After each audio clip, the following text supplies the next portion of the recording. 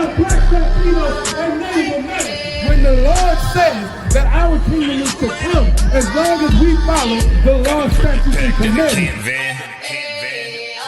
I got the camera bag, I'm the cameraman.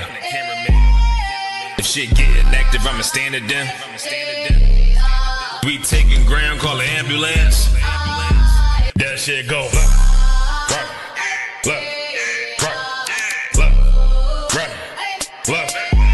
If shit go, look, you best get right, or you'll get, look, you got that, right, that shit go. If you got a problem, we'll handle it.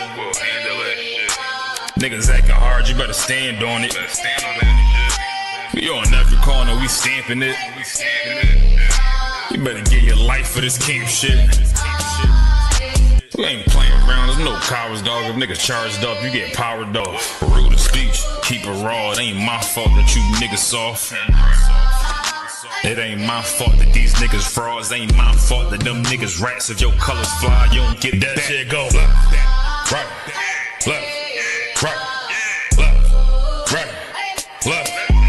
If shit go, look, you best get right, or you'll get, look, you got that.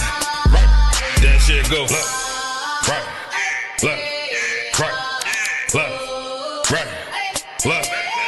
If shit go, look, you best get right, or you'll get, look, you got that, right, that shit go.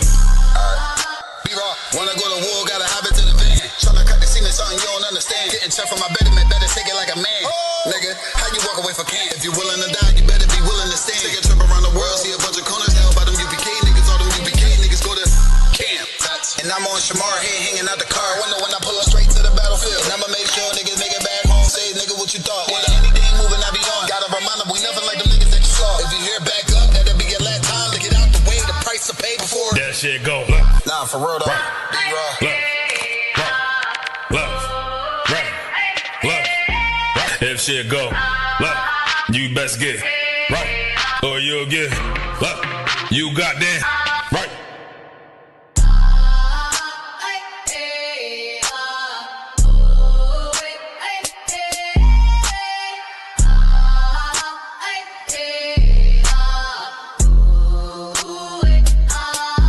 That shit go, look. Nah, for real though. B-Raw. Look. If shit go, look, you best get right, or you'll get, look, you got that. Y'all about to put y'all south right stuff. Move that song. Move that song. Move that song. The Father we fear. The Father we fear. Yehovah. Eastward.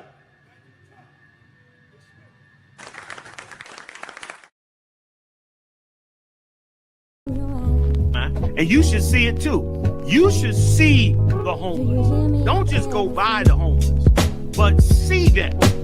You should look at them. Look at the number of them. Look at the condition of them and wonder about it. This is a normal person that ended up in this situation. How? You know what I'm saying? Like, we done been brainwashed to think the homeless is something special wrong with them. No, they you and me.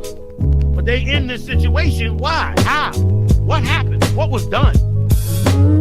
This is your nation. You're supposed to be concerned. You got it for me? Okay.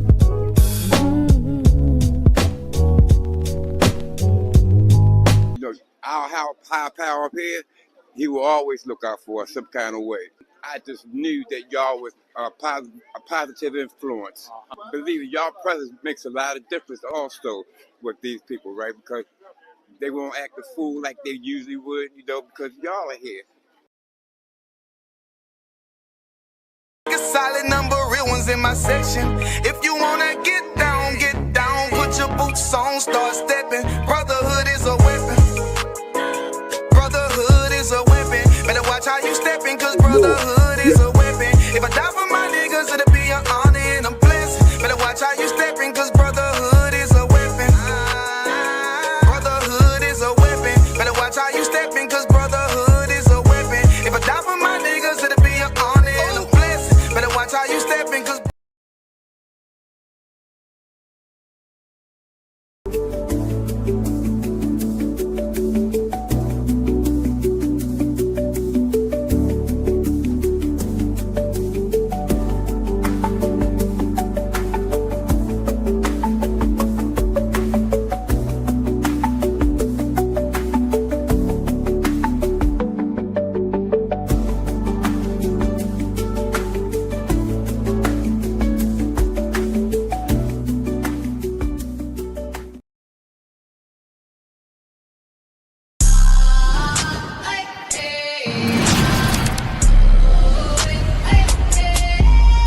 South, Black, Latino, and Native American. When the Lord says that our kingdom is to come, as long as we follow the law, statutes, and commandments.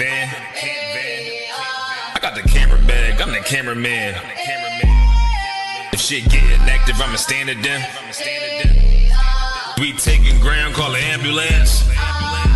That shit go left, right, left, right, left, right. If shit go left, you best get right, or you'll get left. You got that right. That shit go. You got a problem, we'll handle it. Niggas acting hard, you better stand on it. We on every corner, we stamping it. You better get your life for this camp shit. We ain't playing around, there's no cowards, dog. If niggas charged up, you get powered off. Rule of speech, keep it raw. It ain't my fault that you niggas soft. It ain't my fault that these niggas frauds. Ain't my fault that them niggas rats. If your colors fly, you don't get that shit go. Left, right, left, right, left, right, left, right. If shit go left, you best get right, or you'll get left. You got that right. That shit go left, right, left, right, left, right, left, right. If shit go left, you best get right, or you'll get left. You got that right. That shit go. B-Raw, wanna go to war, gotta hop into the van. Tryna cut the semen, something you don't understand. Getting checked from my betterment, better take it like a man.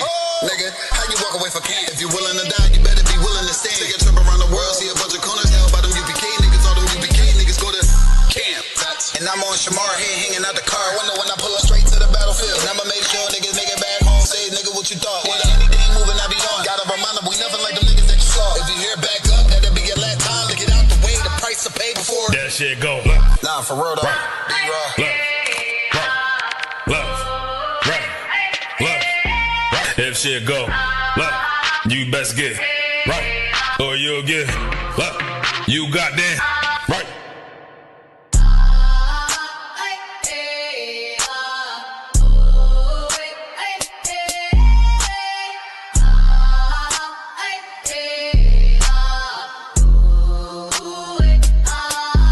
That shit go left. Nah, for real though. Right. Left, right, left. If shit go left, you best get right, or you'll get left. You got that. How about some y'all shot right there? Move that song! Move that song! Move that song! The Father we fear! The Father we fear! Yehoshua! Eastward! Eastward! Eastward!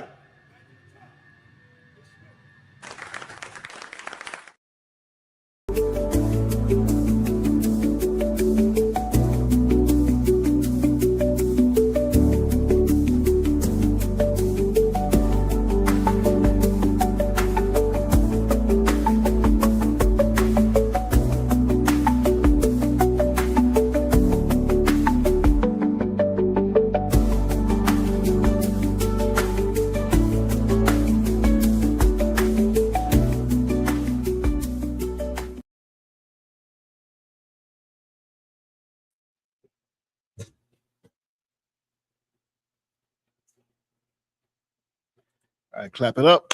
Clap it up.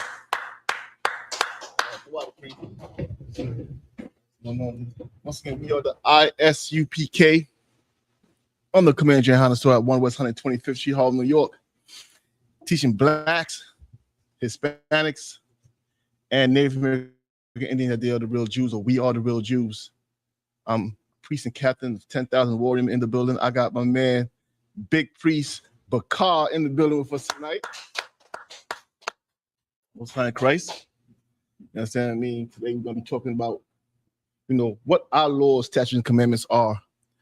When it comes to marriage, when it comes to divorce. You understand what I mean? But we live in a land like the culture of America is divorce. You understand what I mean? I never forget, years ago, I knew this African. He had just come to the country, was working together. was out in the field. This is like 20 years ago. We're out in the field walking, and he stops and he puts his hands over his head, and he takes, his little flip phone out to take a picture. I was like, what are you taking a picture of? And he sees on the door, divorce for $100, right? It was advertised. It was probably the startup fee, whatever, right? And he was amazed that you would never see this back in his country. Like, in his country, ain't no such thing as divorce. Like, it happens, but it's not like, something that is just, well, you want to get a divorce, that's normal. You understand what I mean? I remember last year I was working, and this woman came into the place of business, and she was speaking to the other associate, right?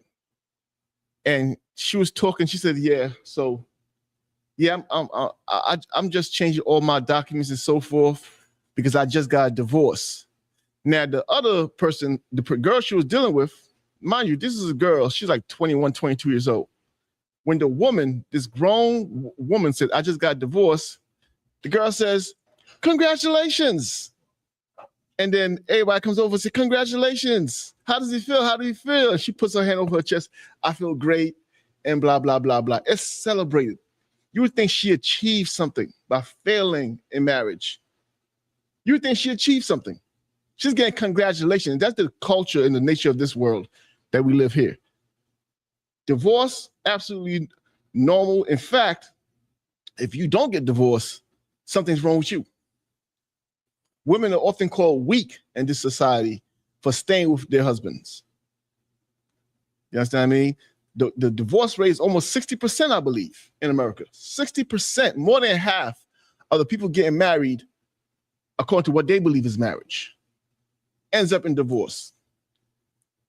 You understand what I mean? So much so is the idea of marriage such garbage in America that, guess what? I don't know if you know this, Bakar. A couple will be together for 10, 20 years.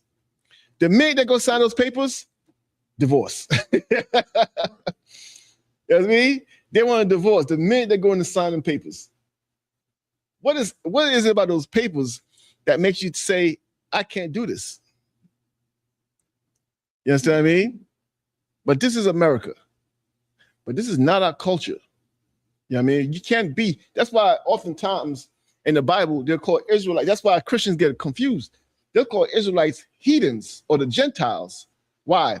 Because they live by the culture of the Gentiles. Divorce is normal to them. That's a Gentile culture. Of course you're a Gentile. Of course you're a heathen. You live by their culture. You follow their gods. You follow their statutes and commandments. You follow their declarations and so forth. I mean, their bills and their Bill of Rights. You follow that. You don't follow what God said in the Bible. You understand what I mean? So we're going to get right into it. So like for that rant. We got Princess Takaya in the building, online with us tonight. We got Sister Kasawa now, of course. Tawada, good to see you, sis. We got Sister Shara Bath. Good to see you as always, sis. We got, oh snap, we got the mother of Big Priest Bakar, Mrs. Denise Grady. Good to see you, sis. Thank you for joining us tonight. You understand what I mean? I know I always admire the sisters who join us because what we say is not easy to hear.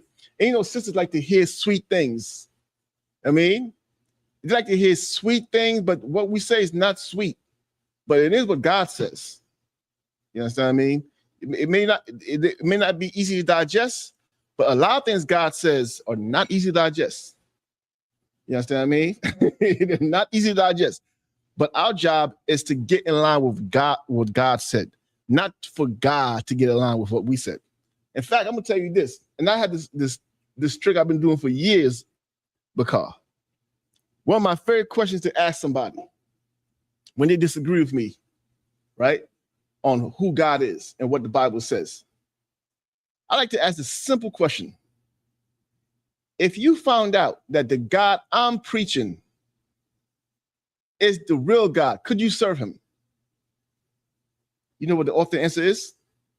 No. Which means what? They don't care about God, they care about themselves. They serve themselves. Because guess what? When we believe what they believed, we serve their God. Right. Did we not? Right. We was in the Christian church. We was in the Muslim mosque. We serve their God when we believe what they believe. Until we learn about the true God of the Bible. Then we had to leave and come serve the true God. Now, can you serve our God? Go ahead, Bakar. It was so bad that a lot of us in our families had a picture of their white Jesus hanging on our walls. Brother, it was so bad that I have nephews and nieces I've never met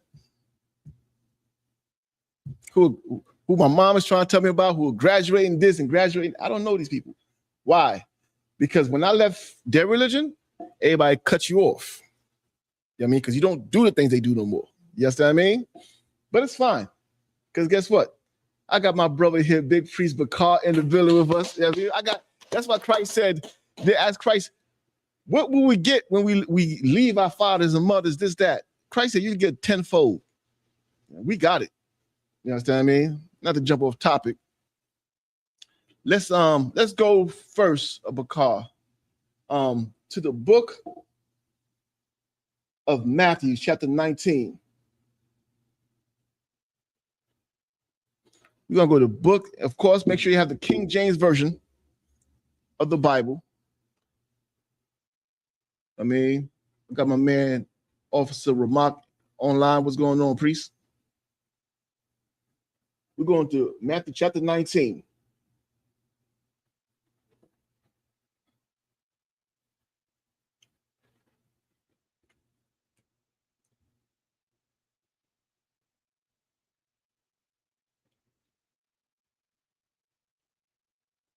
We're going to start in verse 1.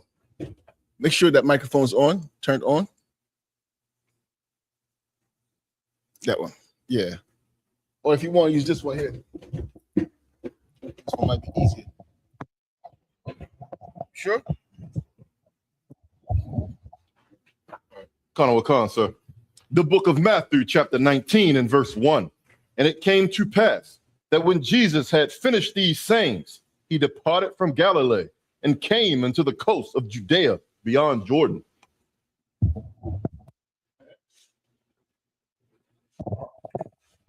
Verse 2. And great multitudes followed him, and he healed them there.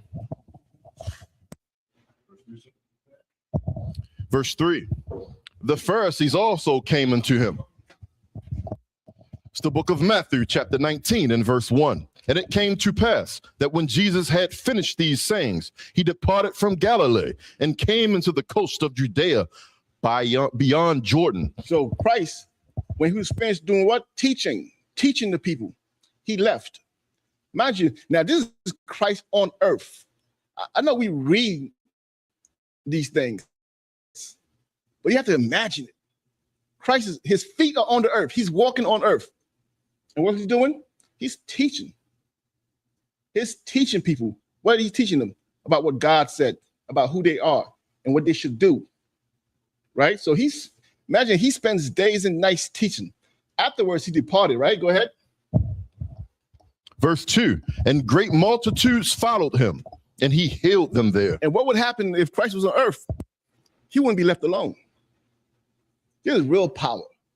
There's real authority. You understand what I mean? This is your chance to be healed.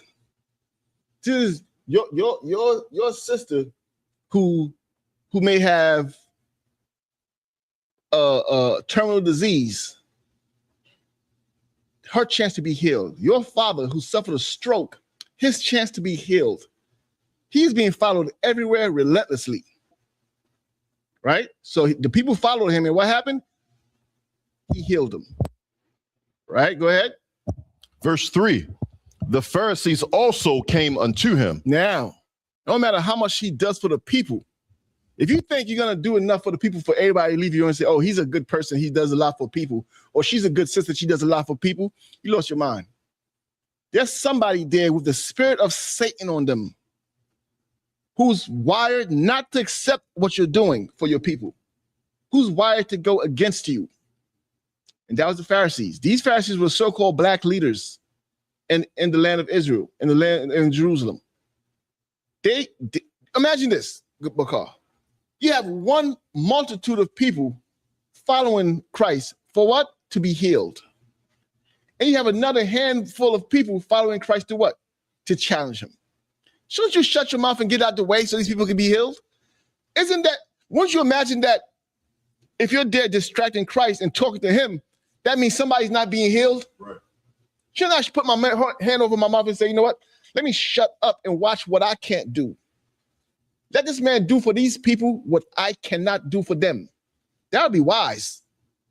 But no, these Pharisees are not coming to listen or to learn. You know what these Pharisees should be doing? This is when somebody's serving the Lord and they're doing things for the people of the Lord. You know what you should do? You should be going to get him some water. You should be holding his jacket for him. Right. You should be controlling the crowd and trying to put order so that they don't press up upon him. That's what you should be doing. You should become a trooper. That's what you should be doing. You know what I mean? That's what you should be doing. Why? To support the person who could do what you can't do.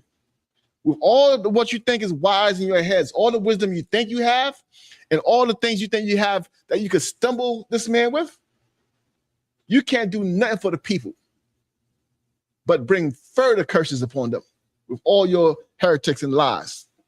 But finally, let me a man who could heal them, brother, who could give the blind eyesight. I mean, who could raise the dead.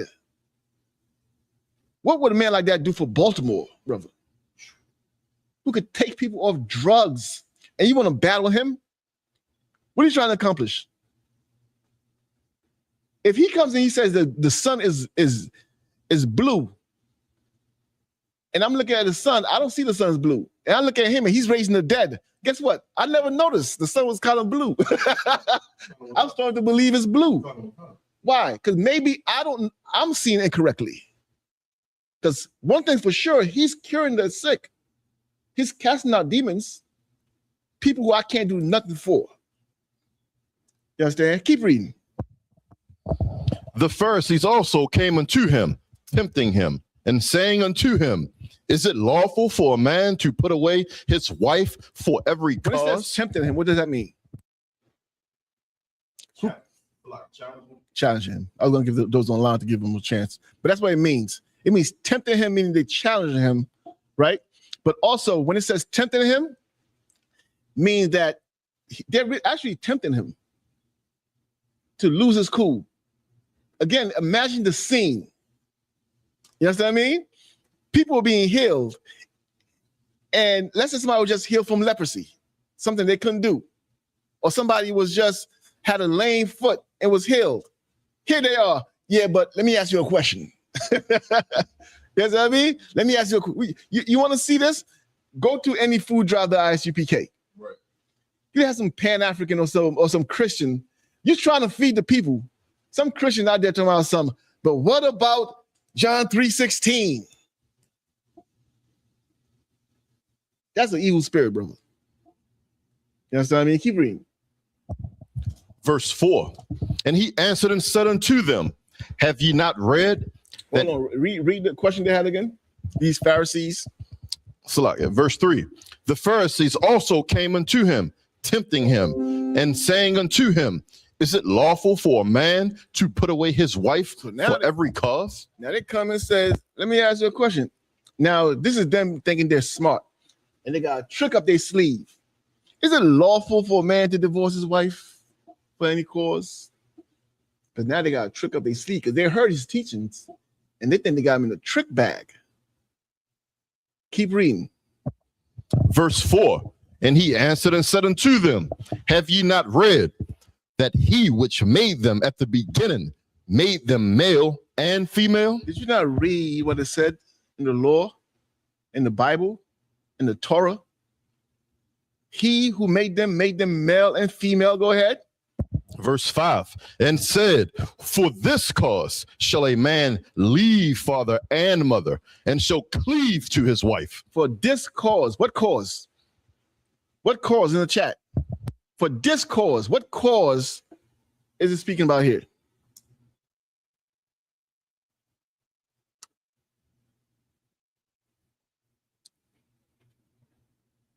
I'll give it to you for the sake of time. God creates the man, right? Now, when I say creates, of course, we know the breakdown, right? Sister Kassar said marriage, right? God created Adam, right? Then he creates Eve. Of course, if you understand the breakdown, it's not that creation, but I'm going to save it for the sake of time. Because he created Eve, because Eve is here now, that's the cause. I mean, because now I have a man and I have a woman. For this reason, go ahead. For this cause shall a man leave father and mother and shall cleave. A man will leave his father and his mother. That's proof. First of all, off the rip here, if you're a thinker, what's it saying here?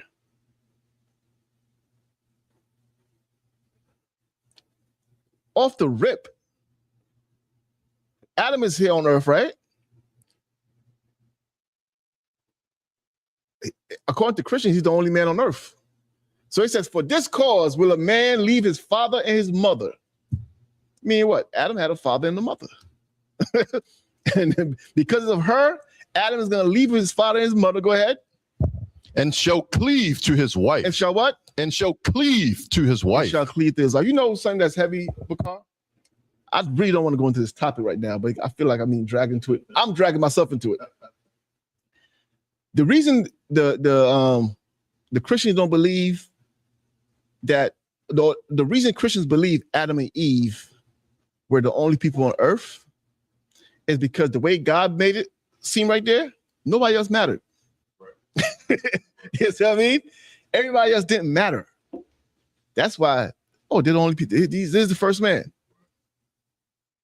I mean, that was the first man risen up out the dirt. You know what I mean? But that's why they say, because it's so, based on how the Bible puts it, the other are so irrelevant to the whole narration of the whole story that Adam must be the first man. For this cause, right? Go ahead. For this cause shall a man leave father and mother and shall cleave to his wife. And shall what? And shall cleave to his wife. What does it mean to cleave to something? What does it mean to cleave onto something? To attach, to hold on to, right? For this reason, a man shall leave his father and his mother and shall what? Cleave to his wife. I'm going to tell you something else. For you brothers who are in a relationship with these sisters, you married to these sisters, and your mom is dictating that marriage, man, you were so weak. You understand what I mean? It happens in other cultures, by the way.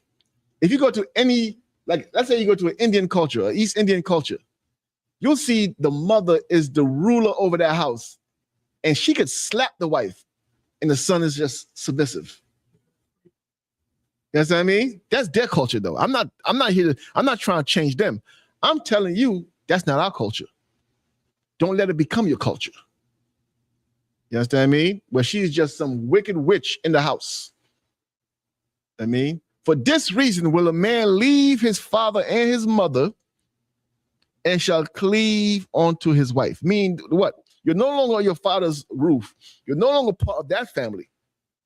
You got to go and start your new family now. Now, are they your parents? Yes. Should you honor them? Absolutely. That's in the law. You better honor them for your own good. But you have a wife now who you will have children with. You understand what I mean? For this reason will a man leave his father and his mother and will cleave to his wife. You see it even in the wild. One of my favorite things to watch is like nature shows. You ever watch a lion? Once that lion starts to get of age, he got to roll. He can't be around there as an alpha lion challenging the father or challenging the head of that tribe. He gets chased out. And he got to go and start his own family. Now, I've seen them come back and meet and be happy to see each other. Then he got to roll again.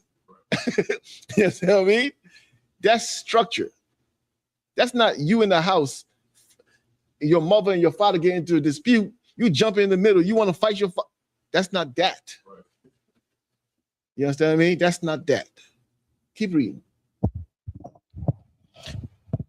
For this cause shall a man leave father and mother, and shall cleave to his wife, and they twine shall be one flesh. And they what? And they twine shall be one flesh. The two shall be one flesh, meaning what? And this is something I know we know the answer to, but we don't understand it. We definitely know the answer to it. We could definitely give a intellectual answer, one that sounds wise and smart. But when your divorce rate is at 60%, you don't understand it. The two shall become one flesh, meaning what? Let me hear it in the chat. What does it mean two become one flesh? Are they now, what are those chains? The Siamese twins? Where they're attached at the hip? The two shall become one flesh. Where else do we see two becoming one or multiple becoming one? One body, one mission, one goal, one household. I mean, not, okay, and this happens often. This happens so often, so it's so ridiculous. This is what happens when you don't understand what two becoming one means. You know what happens?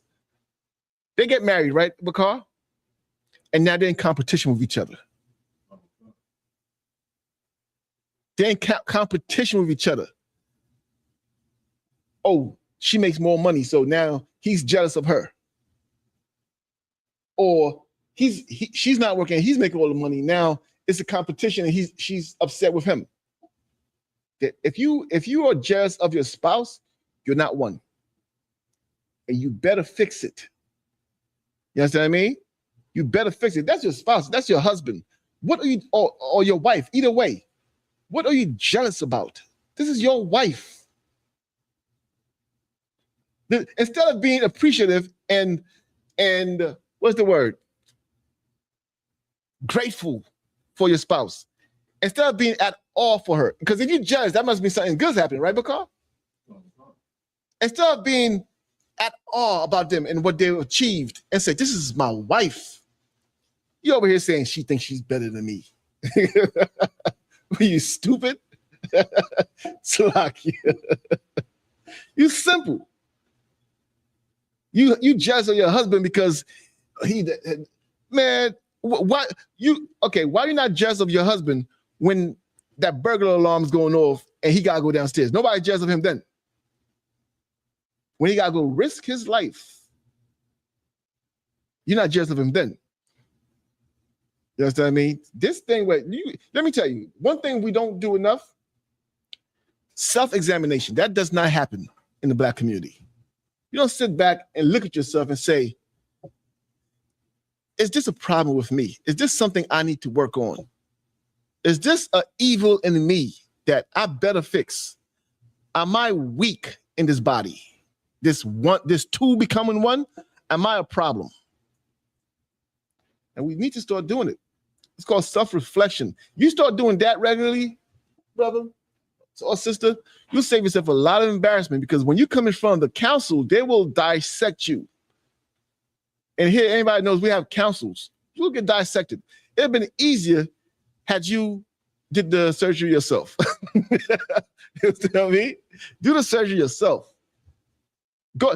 Imagine this, Bakar. You could go to the council saying, I need this, I did this, I behaved like this, and this is the outcome. Or you could go to the council and say, hey, I noticed this about me. Can you give me some counsel on it? You could go to councils, but it depends on what kind of council you're walking into. The left-handed council that I mentioned first, that's a council most people go into, because now you done made a mess, and now you gotta be broken to be fixed. You know what I mean? Versus you catching the symptoms early before you react on it and you get the help. This one's much more honorable, to get the help versus to get the judgment. Go ahead, Bakar. So I had this conversation with working in the mental health field a lot. lot of people have told me that when it comes to being accountable and looking at themselves and their wrongs, because we've been beat down in so many aspects of life as Black, Hispanic, Native Americans, they don't want to look at themselves and be judgmental now, because like the world is already judging. And that's the excuse that people come up with why they can't be accountable. First of all, the world is not judging them. The world is not judging them because the world's slogan is literally "Don't judge." That's literally the slogan of the world. If you start to judge them, you're gonna say you can't judge her. You can't even open your mouth without them accusing you of being judgmental. Right. Oh, you're not better than him. So that is a whole lie in their heads. There's zero accountability. America is taught to have no accountability. I mean, what's going on, sis? We got our young sister. Always good to see you, the daughter of Officer Bakar. Blessing. I mean, thank you for joining us, sis. Very sharp young sister. Very sharp young sister. Right? Go ahead, keep reading. Verse 6. Wherefore they are no more twine, but one flesh. Christ is saying, look, the order is this. The two become one. Go ahead. What therefore God hath joined together. What God has brought together. Go ahead. Let not man put asunder. You cannot separate them. Who the hell are you? When it says let not man, I mean, if God put them together, who the hell are you? Right. What gives you authority to say, well, they could divorce? If God said the two shall become one, who are you to change it? Keep reading. Verse 7. They said unto him. Now, these are the Pharisees. They're gonna reply to Christ now. They said unto him, what? Why did Moses then command to give a writing of divorcement? Aha, we got you. Aha, aha. Then how come Moses gave the order that we could give a writing of divorce? Now they think they got Christ. You understand what I mean? Because Moses did say, you know what? Yo, if y'all can't get along, I'm gonna just go ahead and give you an order of divorce. Keep reading. And to put her away. And you could put her away. Go ahead. Verse 8. He said unto them. Now this is Christ speaking. He turns and says unto them, what? Moses, because of the hardness of your heart. Because of the what? Because of the hardness of your heart. You were horrible people in that wilderness to Moses. Because of what? Because of the hardness of your hearts. The hardness of your hearts. Go ahead. Suffered you to put away your wives. And oftentimes, man, we got a hard hearts towards our spouses, towards our wives, towards our husbands. The heart, yo, let me tell you, yo, we the past couple of weeks we've been chilling by my house. Bakar's been there, and we'll be there. It'll be the brothers there. We'll be cooking. Like I normally do most of the cooking there, right? Because I'm shining my culinary skills. I mean, I'm getting better, right? My food is edible right now, for your information, right? But I'm cooking, and we're talking, we're laughing. You know what I thought about Gabar one time? As I was cooking, and the brothers are there, we're just talking and laughing and, you know, just chilling. I said, I'm cooking. I'm like, and I'm enjoying cooking, by the way.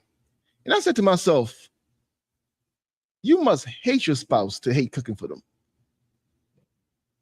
You gotta, like, cooking is not the burden that, if you listen to these people talking about cooking, now I understand you could be tired, you could have had a long day at work and stuff like that, but to cook for your family, goddamn. I'm cooking for my brothers, and I'm excited for them to taste the food. Now I don't know if they're lying to me and saying it's good and it's really not good. You know what I mean? But we're having a good time. But you telling me cooking for your husband or vice versa, cooking for your wife. But I have to be fair, I haven't heard men say they hate cooking for their wives. Just to be honest, if you've heard it, okay. I've never heard a man takes pride in his cooking. Good, because you say you cook? Because he's cooked. He cooks in his house. I mean, let me see. Blessing, is his cooking edible? She ain't gonna tell the truth. She might get put on punishment when he gets home. I mean, but it's an evil thing to say, you know what? I hate cooking. You got to do some self-examination. Do some self-examination, sis. Now, if you don't know how to cook, just learn. That's fine. I mean, but if you know how to cook and you refuse to cook, I've seen people, they don't even want to cook for their kids. I mean, go ahead, because I'll keep going on rants. Verse 8, he saith unto them, Moses, because of the hardness of your heart, suffered you to put away your wives. Suffered you. What do you mean to suffer you? They allow you, but it's like he has to let it go. He suffered you to put away your wives. Go ahead. But from the beginning. But from when? But from the beginning. From the standard of things, from the way God set it up, from the beginning, from Adam and Eve. Go ahead. It was not so. It was what? It was not so. It was not so. From the beginning, it was not so, man. There was no such thing. You talking about Moses. Before Moses, there was no such thing. Ms. Denise says, Bakar can really cook good. Yeah, I mean, you're going to be biased, sis. That's your baby boy. When the last time he did anything wrong in your eyes? I mean, he could cook with some mush and you'll enjoy it because why? That's your baby boy cooking for you. What are you going to say, no? I mean, I need an unbiased opinion. Who's this? Roy. What's going on, sis? Good to see you. Wonderful checking in. Go ahead, Bakar. Verse 9, and I say unto you, whosoever shall put away his wife, except it be for fornication. I'm telling you straight up, man. Whoever puts away his wife, except for what? Except it be for fornication. Except it be for fornication. Go ahead. And shall marry another. And marries another. Committeth adultery. You did what? Committeth adultery. That's how it is. You understand what I mean? There's another scripture. Find me the scripture that says he makes her a subject for adultery. I think that's in Matthew chapter, which one? Where we at? Chapter 5? 19. I think that was in chapter 5, where he makes her a subject for adultery. Okay, hold on. We got my girl Heaven in the building, the daughter of Officer Ramak. What's going on, sis? Good to see you. I mean, always a pleasure. Sister Kasawa now says, like, if a man commits adultery or fornication, does his wife have the same right as him? That's a good question. Stay right there. Matthew chapter 5. Let me see. I'll find it.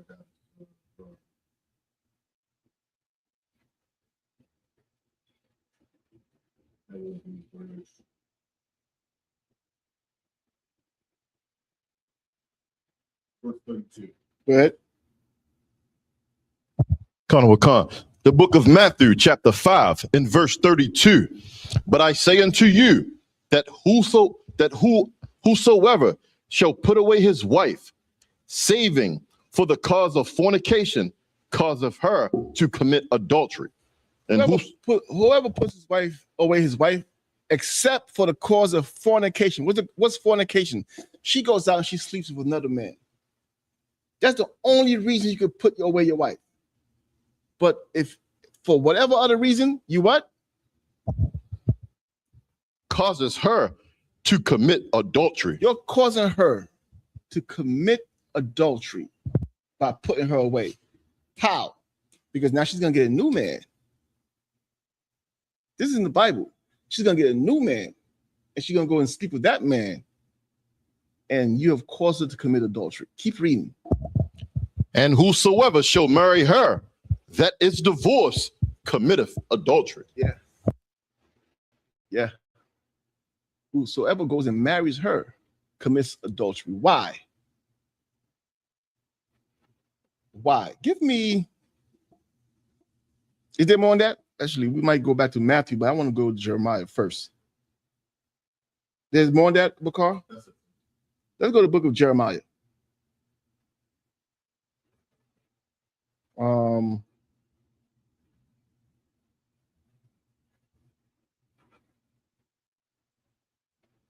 Give me Jeremiah chapter 3.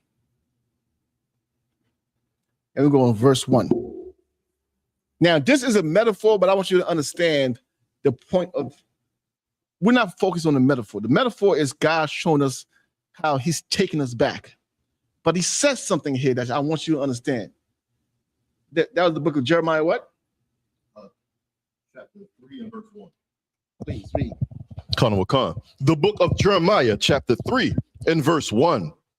They say, if a man put away his wife, and she go from him and become another man's, shall he return unto her again? If a man puts away his wife, divorces his wife, leaves his wife, and she goes and she turns to another man and has relations with that man, shall he return to her again?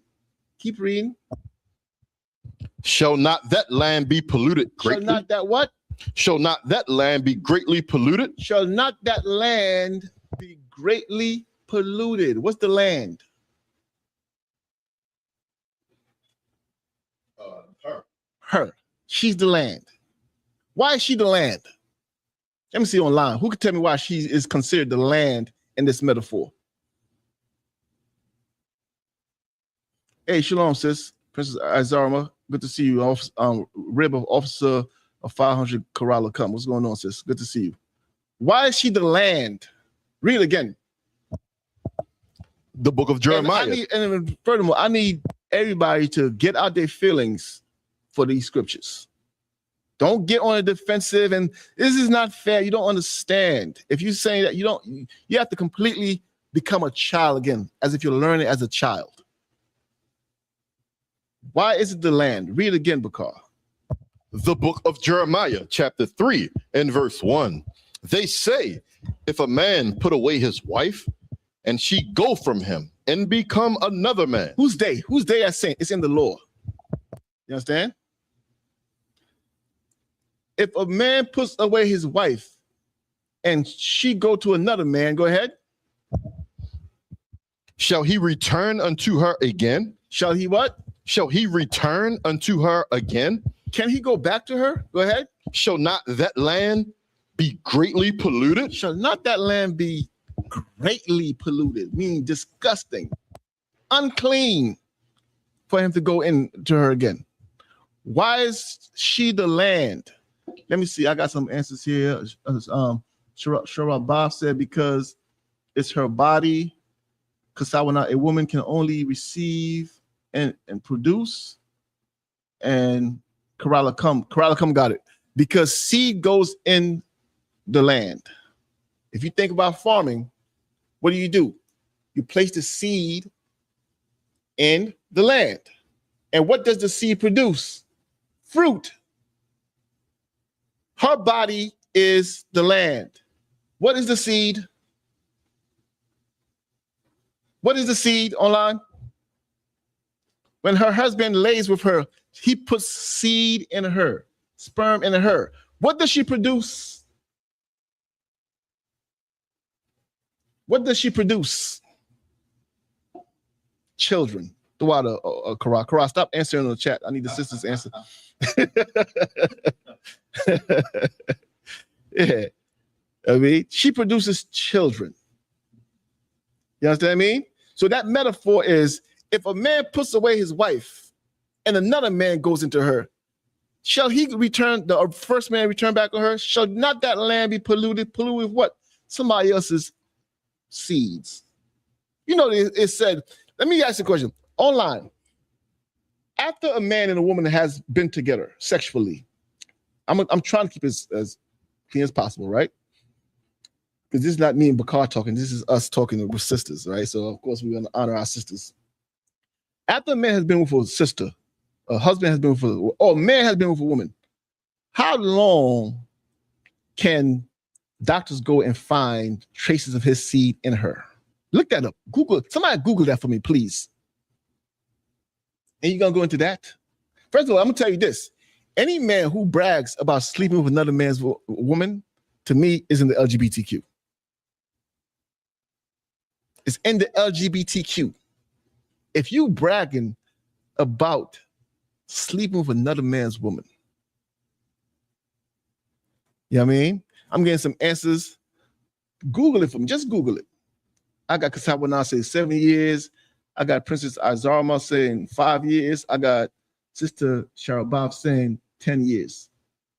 Just Google it. We'll give you an estimate. How long could that man, traces of that man be found in the woman? Why are you going in there? Let me tell you something. Let me explain something to young men that don't understand this, and young sisters. A man's woman is a very intimate thing. It's a very intimate. I'm not saying she's a thing. I'm saying the situation is intimate. You understand what I mean? It's a very intimate relationship. Stay out of there. Yes, that's his woman.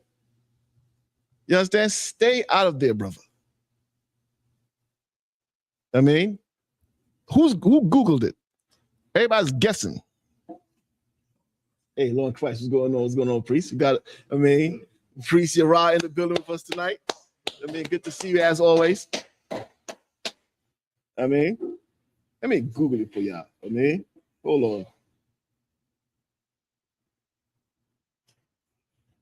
Online says, oh yes, that's more like it. Between 7 to 8 years. Right? Between 7 to 8 years. Imagine a man sleeps with a woman for the next 7 to 8 years. You can find traces of him in her. What are you doing with her? You understand what I mean? She belongs to somebody else. And I'm gonna give you another select a book call. Go ahead. I saw something interesting, sir, some years back, and they was talking about STDs, but somebody called them sexually transmitted demons. They were talking about a woman who has multiple men constantly, a revolving door, and how much she's carried. And like what you're saying kind of alludes to that, how these traces of so many men can be in one woman's body for so long. Yo, I heard it changes up her DNA. We got the teacher in here. Is it true, teacher? Yara is a teacher, man. Let me tell you something. If one of your children ever sat in a class with Yara, I mean, they enjoyed it. I mean, that's how you judge a teacher. You just watch the children. I mean, Yara taught a science class in here, sis, oh brothers. Man, I wasn't there, but I saw the video, and the children had the ball. Salakia. Let me get back on topic. Right? So, how do you, like, if a man leaves his wife and another man takes her, she is polluted. You can't go back. You understand? So the sister Kasawana says, wait, I think you had a previous question first before I go with this one. Hold on. If a man commits adultery or fornication, does his wife have the same right as him to divorce? The short answer is no, right? Because a man can sin, but it would what are you considering adultery? So, for example, if he meets a young girl who's not married and sleeps with her, did he commit adultery or fornication? I mean, the answer to that is no, because why? A man can't have more than one wife. I was thinking about something the other day, Yara, and it was like, sometimes be in my mind. I was just thinking something blew my. I said, you know what? When you think of rank in a structure, there's only one God. That's it.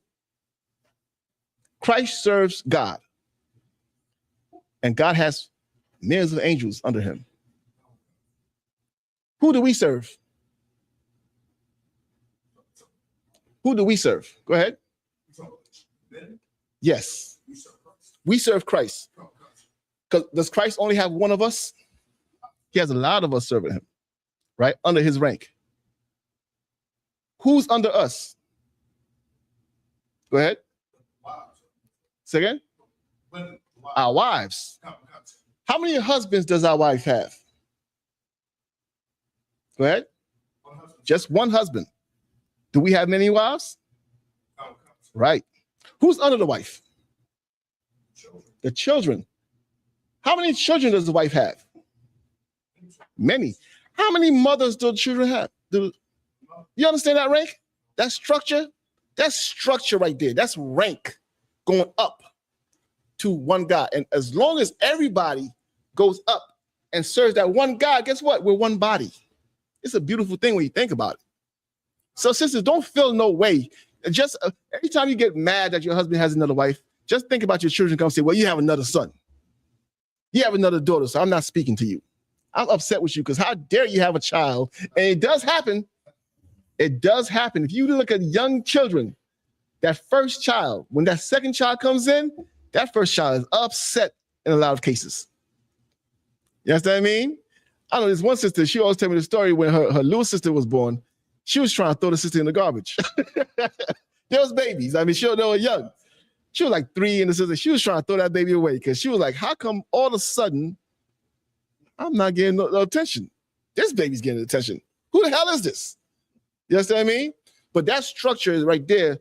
And I don't want to turn this into a multiple wives breakdown because I really don't want to get off the topic. But a man can have more than one wife. So if he gets another wife, no. But you're saying if he commits adultery, explain him committing adultery, like sleeping with another man's woman? I mean, I'll cut to the chase with this one. Let me tell you this. This is very important for sisters, young sisters. Be careful of the husband that before you didn't even get to choose your husband, to be honest. And it sounds harsh, but it was wise because your father had to accept him. And your father was not impressed with a flashy belt and a nice car. He could not be bribed with that. He could not be gamed up. There's no game that he's gonna come and spit to your father. Right. That's gonna make him say, let me give him my daughter. My daughter is precious to me. If you come spit in game, you're going right out that door. Right. You understand what I mean? Because now I know you're a conniver and deceiver. I mean, I gotta watch you. I gotta see, okay, is this somebody I'm gonna trust my daughter with? Now, in the world we live in, we're not even, and here we are. But in the world, we were not raised like that. So a lot of us already married and so forth. But once you marry your husband, you married, sis. Now, go ahead, Officer Yara. Give him the microphone, please. Slocky Cap, does this scripture apply to that? I wanted to know, and you can correct me if I'm wrong, but the commandment says thou shalt not covet thy neighbor's wife. Yes. It doesn't say thou shalt not covet thy neighbor's husband.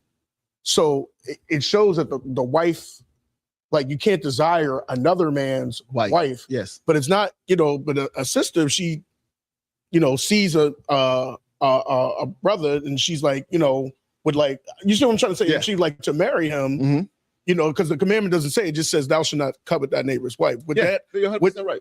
Would this apply? Could you apply this as a precept? Yes. If come on, sir. Yes, you can. You understand? I mean, because you're not supposed to go after another man's wife. You understand? Because why? Because of what we just talked about. That land is polluted. And what does it bring? Madness. You can just look in the community. How many people don't know who the father is? What do you mean you don't know who the father is?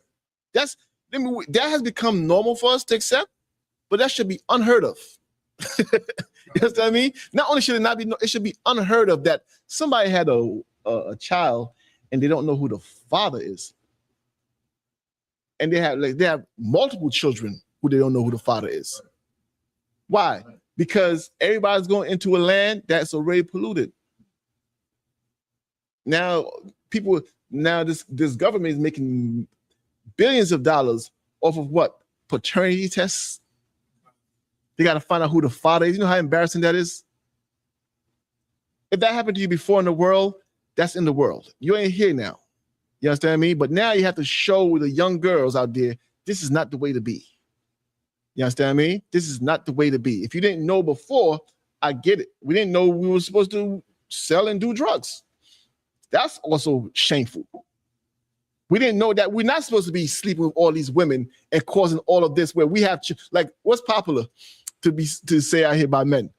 How many kids you have? I don't know. They're out there in the world somewhere. You know how shameful that is?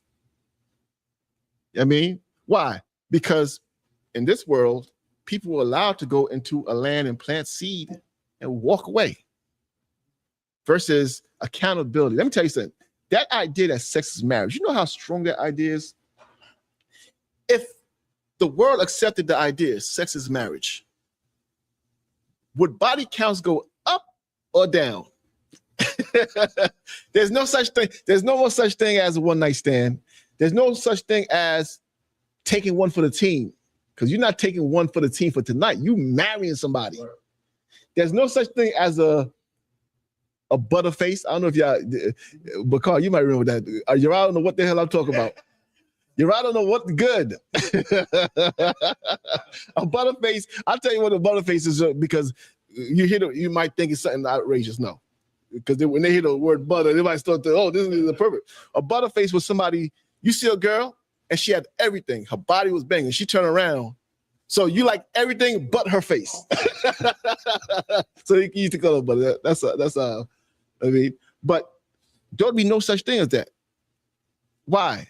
Because now, if you sleep with a sister, you gotta stay with her.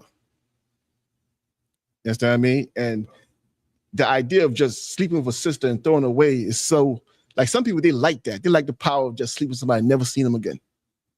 That would all go away. It's like, McCall, you had your hand up. No, it's like, sir, I was just thinking back to Maury Povich, how that little Jewish guy got rich off of embarrassing us, in our misfortune, not understanding, how polluted the land was. We just sleeping with anything and running backstage crying because he's not the father. Oh, man. Terrible. Only thing I used to watch for that is the cameraman. How he used to chase her when she's running. The run of shame. And the camera be shaking. And that was just like, I mean, that was ridiculous. You're right. You understand? Let me if a man sleeps with a whore but has a wife, what right does the woman have concerning this marriage, especially for health? If sex with a whore considered fornication. Okay. Sex with a whore is a fornication because why? This whore is having sleeping with a lot of people. That means you on the at the well. Give me Christ at the well. Right? When he was speaking to the Samaritan woman at the well. Right? But he committed fornication, yes. But does that give you ground for divorce? No. Again, you gotta be careful who you marry. You understand what I mean? But I'm gonna tell you this. What rights do you have? You definitely have the right to protect yourself. Meaning this, if you've been betrayed by this brother, number one, get counsel.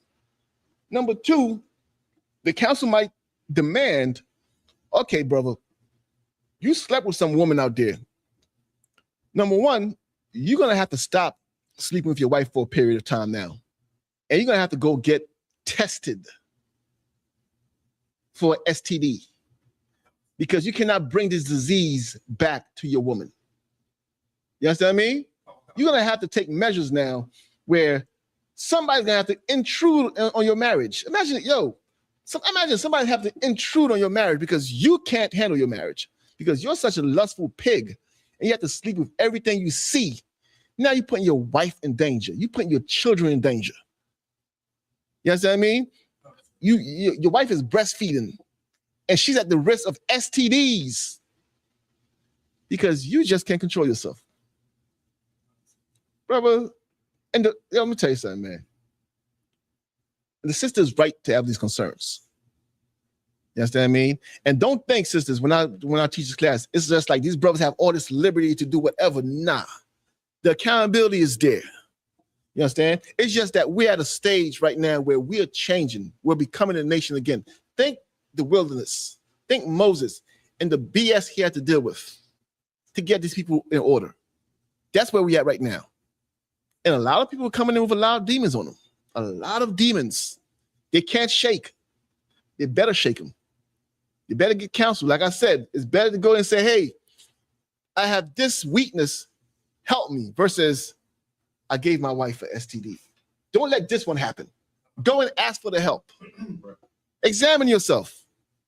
And I'm gonna tell you this, brothers. Don't lose your wife's trust. It's hard to get back. It's hard to get back. There's a point where she's going to trust you and she's gonna do what you say. Don't lose that by being weak. I mean, don't lose that by being weak. Don't lose your children's trust by being weak. Self-control, brother. Get that for me, Bakar, please. Khan, sir. It's the book of John, chapter 4 and verse 5. Then cometh he to a city of Samaria, which is called Sychar, near to the parcel of ground that Jacob gave to his son Joseph. Verse 6, now Jacob's well was there. Jesus, therefore, being wearied with his journey, sat thus on the well. So Christ is sitting there on the well. I mean, had a long journey. He sent his men to go out. I think he says it. Go ahead, read Bakar. And it was about the 6th hour. Verse 7, there cometh a woman of Samaria. So he had sent his men out to go get food, right? And he's just sitting there, just relaxing a little bit. And then comes a woman from Samaria. Go ahead. To draw water. Jesus said unto her, give me a drink. Verse 8. So Christ says to her, you getting water? Give me some water also, please. Right? Go ahead. Verse 8. For his disciples were gone away into the city to buy meat. Right. So his disciples had gone away. Right. So Christ is just relaxing, just taking a rest. Imagine what we was reading earlier. Myriads and myriads of people coming to him to be what? Healed. Right? To be cured of all diseases. He's out all day. So he's tired. So he's like, get me some water, woman. Go ahead. Verse 9. Then saith the woman of Samaria unto him, how is it that thou, being a Jew, askest a drink of me, which is a woman of Samaria? Right. For the Jews have no dealings with the Samaritans. Y'all don't speak to us. How come you speaking to me? It's kind of weird. You see what I mean? Why? Because the Jews don't speak to the Samaritans. Right? Go ahead. Verse 10. Jesus answered and said unto her, if thou knewest the gift of God, and who it is that saith to thee, give me a drink, thou wouldst have asked of him, and he would have given thee living water. If you knew who I was and who was asking you for a drink, you would be more busy asking me for a drink of living water. You know what I mean? So you basically tell her you don't know who you're talking to. Right? Keep reading. Verse 11. The woman saith unto him, Sir, thou hast nothing to draw with, and the well is deep. From whence then hast thou that living water? You don't have nothing to draw the water with. And the well is deep. How are you going to give me living water? Right? Go ahead. Verse 12. Art thou greater than our father Jacob? Are you greater than our father Jacob? Now, of course, every heathen thinks their father is Jacob. How do you know? Till this day, the Arabs are saying, we're Abrahamic. You know what I mean? Let me tell you, everybody tries to attach themselves back to our heritage. That's the only way to be legit. You know what it's like, Rob? It's kind of like when the heir, let's think about a king. King sits on his throne. Who sits next to him? His heir, the next to rule. When the throne is empty, the seat is empty, every servant is scheming on sitting there. That's what this world is like. Everybody who should be a servant think they could be an heir now. Why? Because the heir is lost. The heir is lost. Little do they know, the heir is right in front of them all the time that they've been mistreating. It's so poetic, but I don't want to get off topic. Go ahead. Verse 12. Art thou greater than our father Jacob, which gave us this well? Go ahead. And drink thereof himself? Go ahead. And his children? And his cattle? Verse 13. Jesus answered and said unto her, whosoever drinketh of this water shall thirst again. Go ahead. Verse 14. But whosoever drinketh of the water that I shall give him shall never thirst. Okay, now we get to the point I'm trying to get to. Go ahead, right here. Go ahead. But the water that I shall give him shall be in him a well of water springing up into everlasting life. Go ahead. Verse 15. The woman saith unto him, Sir, give me this water that I thirst not, neither come hither to draw. So the woman says, give me this water that you speak about. Give it to me, right? Go ahead. Verse 16. Jesus saith unto her, Go, call thy husband and come hither. Call who? Thy husband and come hither. Go get your husband. Go get your husband. I want to speak to him. Go ahead. Verse 17. The woman answered and said, I have no husband. I have what? I have no husband. I'm not married. I don't have a husband. Go ahead. Jesus said unto her, Thou hast well said, I have no husband. You spoke right. You said the right thing. Go ahead. Verse 18, for thou hast had 5 Well, husbands. you had what? 5 husbands. Go ahead. And he whom thou now hast is not thy husband. You've had 5 husbands, and the one you're with now is not your husband. What was Christ saying to her there?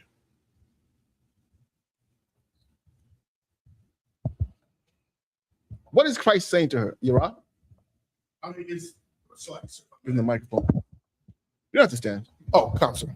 I mean, he's saying the first thing that came to my mind was is she whoring? Because he's like, you had 5 husbands, and the one that you with now, If sex is marriage, right? sir. You've had 5 husbands, and the one you're with now is not your husband, meaning that you're gonna leave him too. Sir. You understand what I mean? Come on. She had, but what did she say to Christ? I have no husband. Which means what? What do you go to a woman who's married and she said, I have no husband. What's she say? Oh, so like what makes her? I mean, that's part of whoring. I mean, because it's like I'm a right. Come, sir. Why you like me? Con, sir. Yes, you know what I mean? Con. You are a Jew speaking to a Samaritan woman. You don't typically speak to us. Right. Okay, I'm available. I have no man. But he's saying to her, you've had 5 husbands. And the one you're with now is not your husband. You understand what I mean? Go ahead, Yara. Like, is he saying that because you're saying that he knew that she was going to leave him too, or that because she's doing an act of porn? How does he know she's gonna leave him too? Because she just was trying to talk to him, and like I have no husband. Okay. So she just said, I have no husband. I have no husband. I'll take that. How else he know she's gonna leave him? Okay. Her track record. You had 5. I've had 5 husbands. Okay, the 6th is gonna leave too. You know, they say the more people you've been with, the harder it is to stay with them. The next one, because that's a lifestyle now. You don't have no culture and no code. Like if you left, imagine here's something psychological that happens people don't understand. You know, most people. I'll give you an example. Think about your first girlfriend. I don't know about women. I'm talking about the men's standpoint now. Slack your sisters. If this doesn't go the same for you, I don't know. Think about your first girlfriend. Can you still remember her? Were you ever going to leave her? If you could leave her, who can't you leave? Who can't you leave? Oh man, I don't remember my first. Her name was Medina. Oh man. I was in the 6th grade, and I was infatuated. I was making. I never spoke to her though, by the way. But in my mind, we were gonna get married. Everything I did was for her. I wore this clothes. She's gonna like this. I mean, there's this thing about, and I think it's even worse for the sisters. I say I don't know about it, but I think it's even worse for the sisters. The first person you're with, if you could leave him, who won't you leave? You understand me? So I brought that script. Is there more on that? I think there's a little bit more. Wakana, sir. Verse 18, for thou hast had 5 husbands, and he whom thou hast is not thy husband, and that saidest thou truly. Verse 19, the woman said unto him, Sir, I perceive that thou art a prophet. Yeah, he's like, how the hell you know that? You tell me about my life. You understand what I mean? You're telling me about my life. Hold on. I don't want to miss no question. Sloppy. Kara says, does the God penalty of breaking the marriage law apply to homosexuality acts between women? Oh, you mean like, let's say you're married to a sister and she sleeps with another woman? That's a good one. You might want to ask Jerome Muhammad on that one. I have an answer, but I don't want to say because I didn't learn it anyway. Right now, that's just an opinion in my head. I'm not here to share my opinion. Let's you go teach it as if it's the stance of the school. So I'll pass on that, Karad. That'd be a good question to ask Jerome Muhammad on Thursday. Salaki, brother. Let's basically, if you're married to a sister and she goes and sleeps with another woman, if she sleeps with not a man, a woman, right? Would that be cause to leave her, basically? Go ahead, bro. So I got a question in reverse. I think I already know that. Okay. If you meet a woman, she is a part of that lifestyle. She has a woman that she's with. When I go approach that, Can you marry both of them? No, not both. But I go try to fix her and bring her back on this side of the gate. I don't know what it was but calling fixing women. Go fix some brothers. Fix the brothers, you'll fix the women. But Carl don't give a damn about the women. But Carl's going to tell the camp, speaking just to women. I mean, brothers, y'all can go ahead. This is for the women. She's not, well, how about this? Ask that question, Jeremiah. I'm about to give you my opinion. Because in my opinion, that's not a marriage. 2 women, that's not a marriage to me. You know what I mean? But that's I would defer to Jeremiah Hyman. Again, and this is for any young brother teaching. We don't go by opinions. You'll never hear me say something I didn't hear or learn. And it's nothing wrong with saying I don't have an answer for that. I don't know. But they're good questions though. I mean, I think I know what the answer would be, but I can't say it because I didn't hear it from the heads of the school, right? Which again goes back to what? The body structure. You understand what I mean? We got to be in unison. It's one body. The hand can't go this way and the right hand goes this way, the left hand. It doesn't work. You understand what I mean? What we teach has to come from somewhere. Or else everybody can just go and start like that's how the fake Israelite group started. Everybody goes and just they take some of the truth and then they add whatever lust they have. Whatever lust they can't do in here, they bring with them. And now all of a sudden they're teaching too. Right? But that's a good question, Kara. Please make sure to ask it. And Bakar, the same thing. I'll be interested in hearing it. Hold on, or even a man and what? Or even a man and another salak. What does that mean? I don't understand that question, Kara. All right. What's going on, Yasha? Good to see you. Salaki, I'm just making sure I don't miss any of the questions because there's another question from Sister Kassad. Well, nah, I want to get to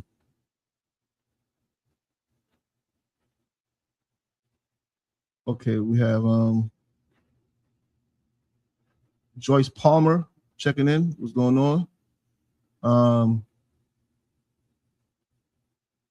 We had another question. I just don't want to miss it. Slack about that, Akim. Mayak is online. Okay, Slack. Wouldn't this be another situation where she is subject to adultery? No, because I'm missing the question from you. Okay, here's it. If a man sleeps with a whore, but has a wife, what right? No, we read that one already, right? You just got to get counseling. He got to, and that's the beauty of being in the school. He's going to have to submit to the men above him on it. You understand what I mean? You sisters, don't hold, let me tell you this. Don't hide nothing regarding your husband when it comes to sin. There's certain things, okay, have a dispute. Don't run to counsel every minute. If the brother sneezes wrong, oh, we got to go to counsel because we got to go figure this out. Because now what you're doing is you're using the brotherhood as a weapon against him. Just like you would, if you didn't have this, you'd be calling the police. Don't do that. But if he is sinning for his own good, take him to counsel for your own good, because that sin is coming to that house. And eventually it's going to catch up to you, like the sister said. What about STDs? What about this? What about that? Brother have addiction to drugs. Don't say, well, let me look over it, because what he's going to do when he spends all the rent money on drugs and he gets a little desperate for that drug that he's addicted to. You know what I mean? Look, take him to counsel early. You understand? Take him to counsel early. If a husband does the unthinkable abomination of LGBTQ with another man, is the sister still with him or no? Excellent question. In my opinion, hell no. But ask Joe that, because that is right there is like, brother, you ask that question in the class. But I believe I remember the answer being no, being that she should not be with him. But I don't want to ask that question, right? With the LGBT or that lifestyle there, I don't recall. I focus more on, legit marriages. You know what I mean? But it's good that you ask these questions, because I gotta go sharpen my sword on that too. Because I like, once I come in here, to me, all of you are angels. I'm amongst angels in here. I don't know nothing about that. I don't think about it. It's like, that's out in the world. But again, people are coming out of the world in here. So that's a good question. It was broken down when Sakari got exposed. I think I remember that, sis. I do remember that, but I don't want to overstep or say something I don't remember. All right, do we have any questions in here? Officer Rob. So water, sir. I was trying to ask this question with Commander Johanna, but when he was here, but I couldn't get the chance to. You're gonna ask me the question. You're gonna ask Commander General Johanna. I wanted to, but it was so easy. I was like, okay, so I got a few questions. Let me tell you in advance. Save it for I'm just. So some of these questions are long-winded, sir, if you don't mind. Mm-hmm. So because I got to explain like the context. Go ahead. I'll just enjoy my drink. Okay. So if Officer Bakar, would you mind pulling just a couple of scripts? So I wanted to go to Deuteronomy 17. Starting, would you mind, Salakia, would you mind reading verses 8 through 13, Officer Bakar Babakusha? The book of Deuteronomy. Give him the microphone. Oh, slides. The book of Deuteronomy, chapter 17 and verse 8.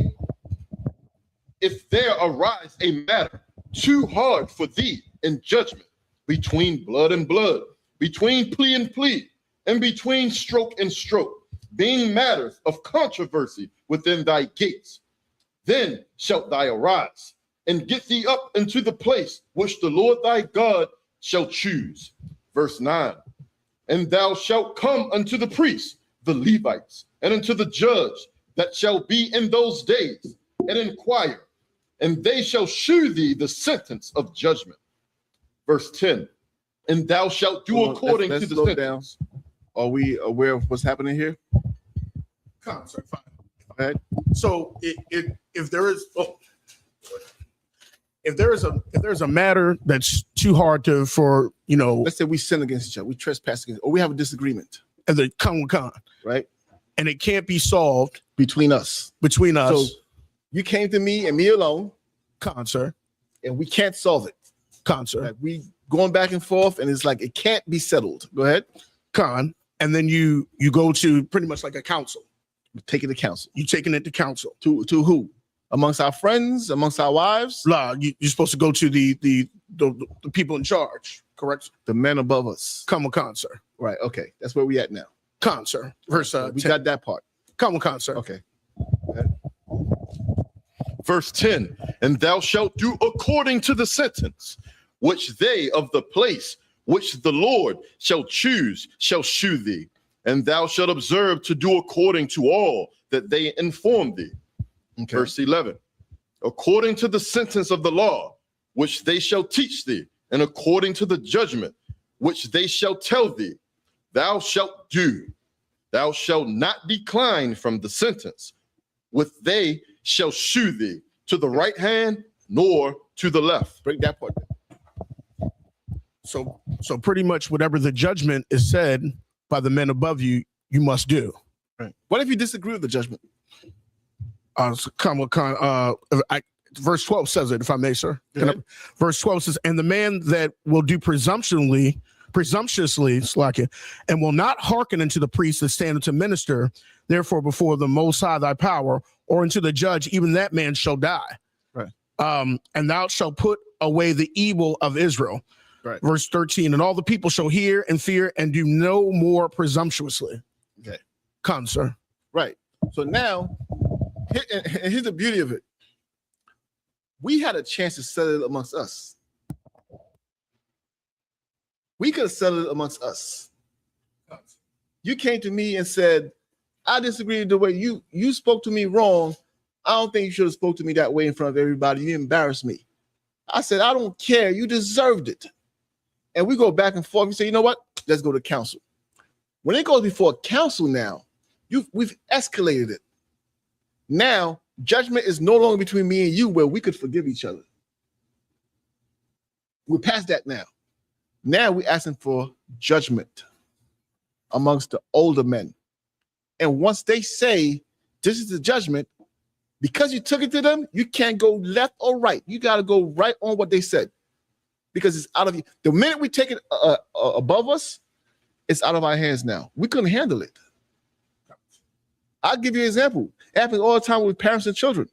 The children can't make peace. They fight over whose toy it is. They bring it to the father smashes it. Now it's nobody's toy. It's broken now. They both cry. Yeah, I should have just shared it. You understand what I mean? That's the spirit it's in. Meaning that once it escalates to that level, you got to do it. Because now, when you bring it to them, you know who you bring it to? Bakar? You bring it to the Lord. Why? Because he put them in charge. You understand? They're an extension of him. They're not him. They might not even handle it the way he would handle it. But they have the power and authority to handle it. You understand? And the better thing for you to do, if you see that part where you say, you got to go there and do what they say. If you can't, you'll be put to death. You know what you'll say? Damn, we better go ahead and settle this amongst ourselves.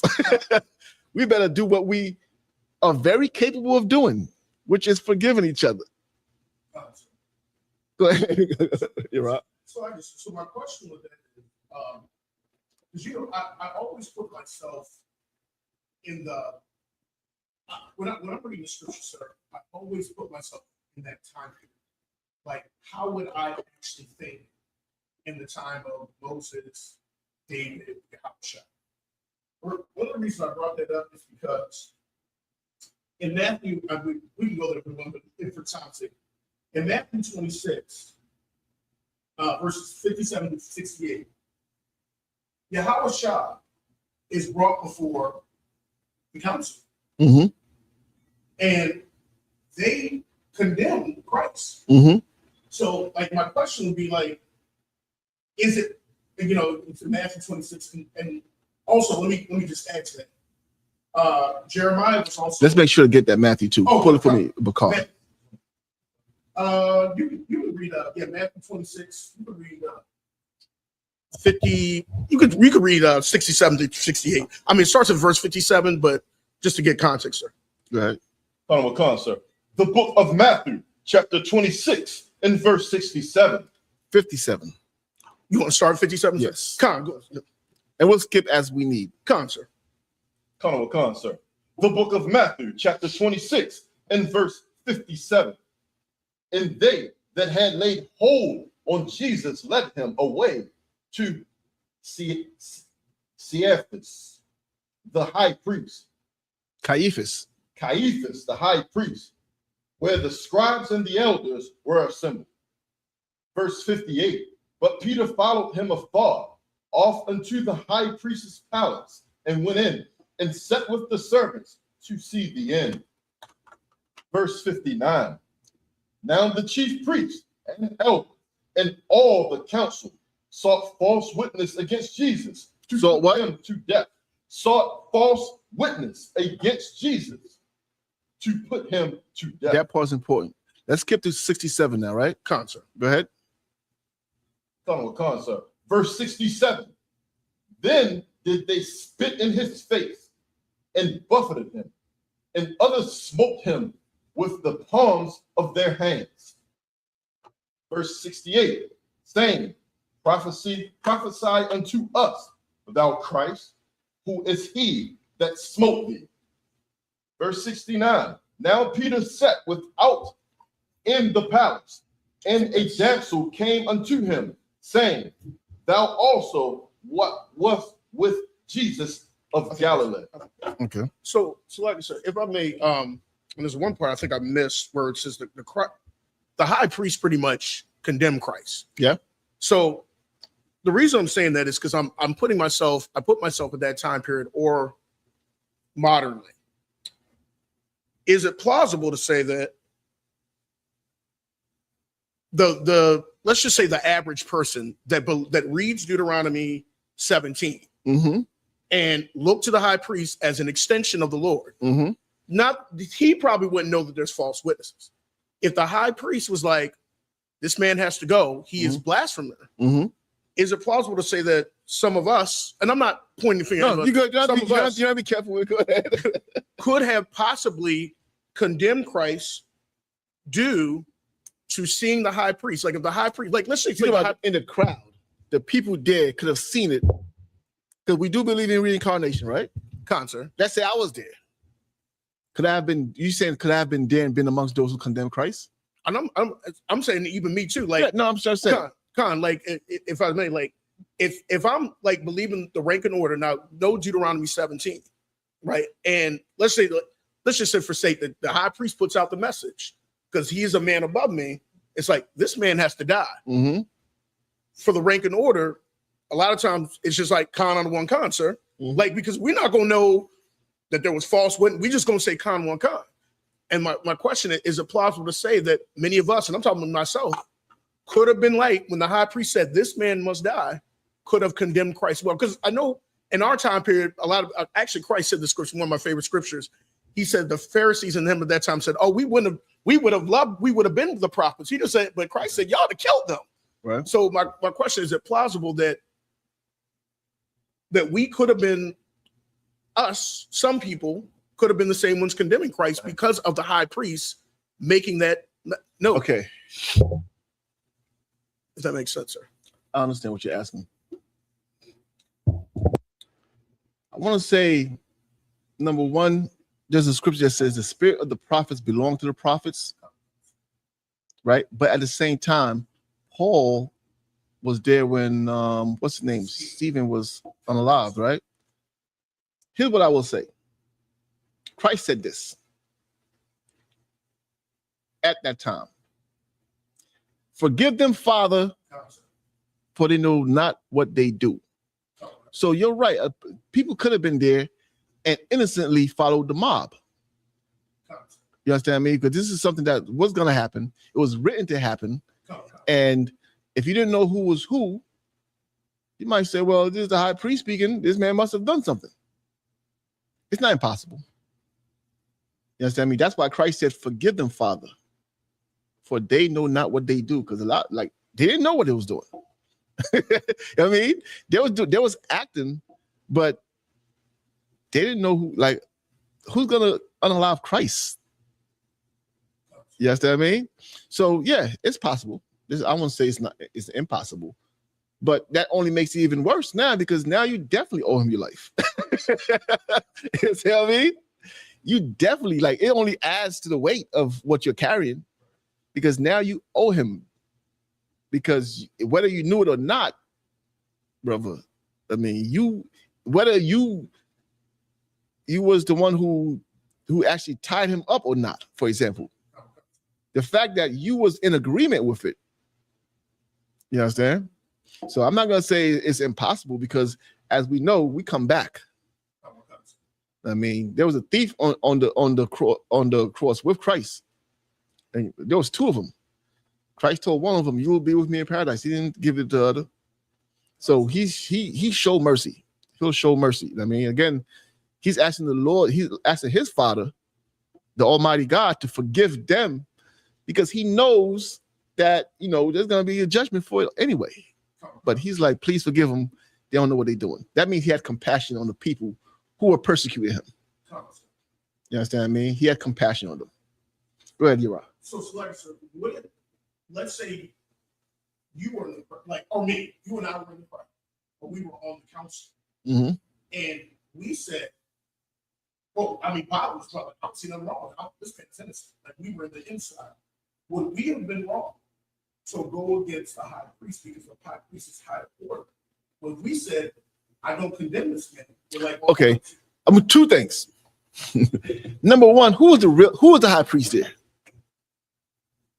So you said, the real? Yeah. Of course it was really, Christ, right? Yes. Of course it was. I'd say, of course. So would you be wrong for siding with the real high priest? So I would say, if I can answer, I Mhm. would say but I'm saying that most people, a lot of people didn't recognize, they're looking at what's the Caiaphas. Right. So if I was looking at Caiaphas, I'm like, this is, it's the top man, like there's false witnesses. Right. So if, like, just say you and I were like, nah, this guy, like we saw that he was a high Let's say we didn't know Christ was the high priest, Come, but we said this wrong was going to happen to him. come. Would we be wrong? All right, so if I was, so that's why I'm asking the question, because if you look at Deuteronomy 17, somebody could be like, you're going against, if this makes sense, so like you're going against the God that stands in the judgment, the high priest who made the judgment. All right, I'll help you out right now. That's why we read the opening verses, right? Because that opening verse is important. It says he was being dealt with unjustly. Now, if you are saying this is wrong, what happened? That means you're seeing something unjust is happening. You can't overlook unjust because this is the high priest. If even in Deuteronomy that we read, if some injustice is happening, you can't say, well, it's the high priest, we got to stone him. Precept is, do not fear him who could kill the body, but not the soul, but fear him who could destroy both the body and the soul in hell. We fear God. This man, he's a high priest, but he's a man. He's not God. If he's in the right and he's doing the works of God, he has a good reputation, we'll back him all day. But if he's a scumbag who takes bribes, he should be getting stoned next. You understand what I mean? So it's not that, right? It's not that. The second thing I will say is, it's in the scripture that says, do not, I'm paraphrasing, do not keep bringing up endless genealogy. Don't try to figure out that.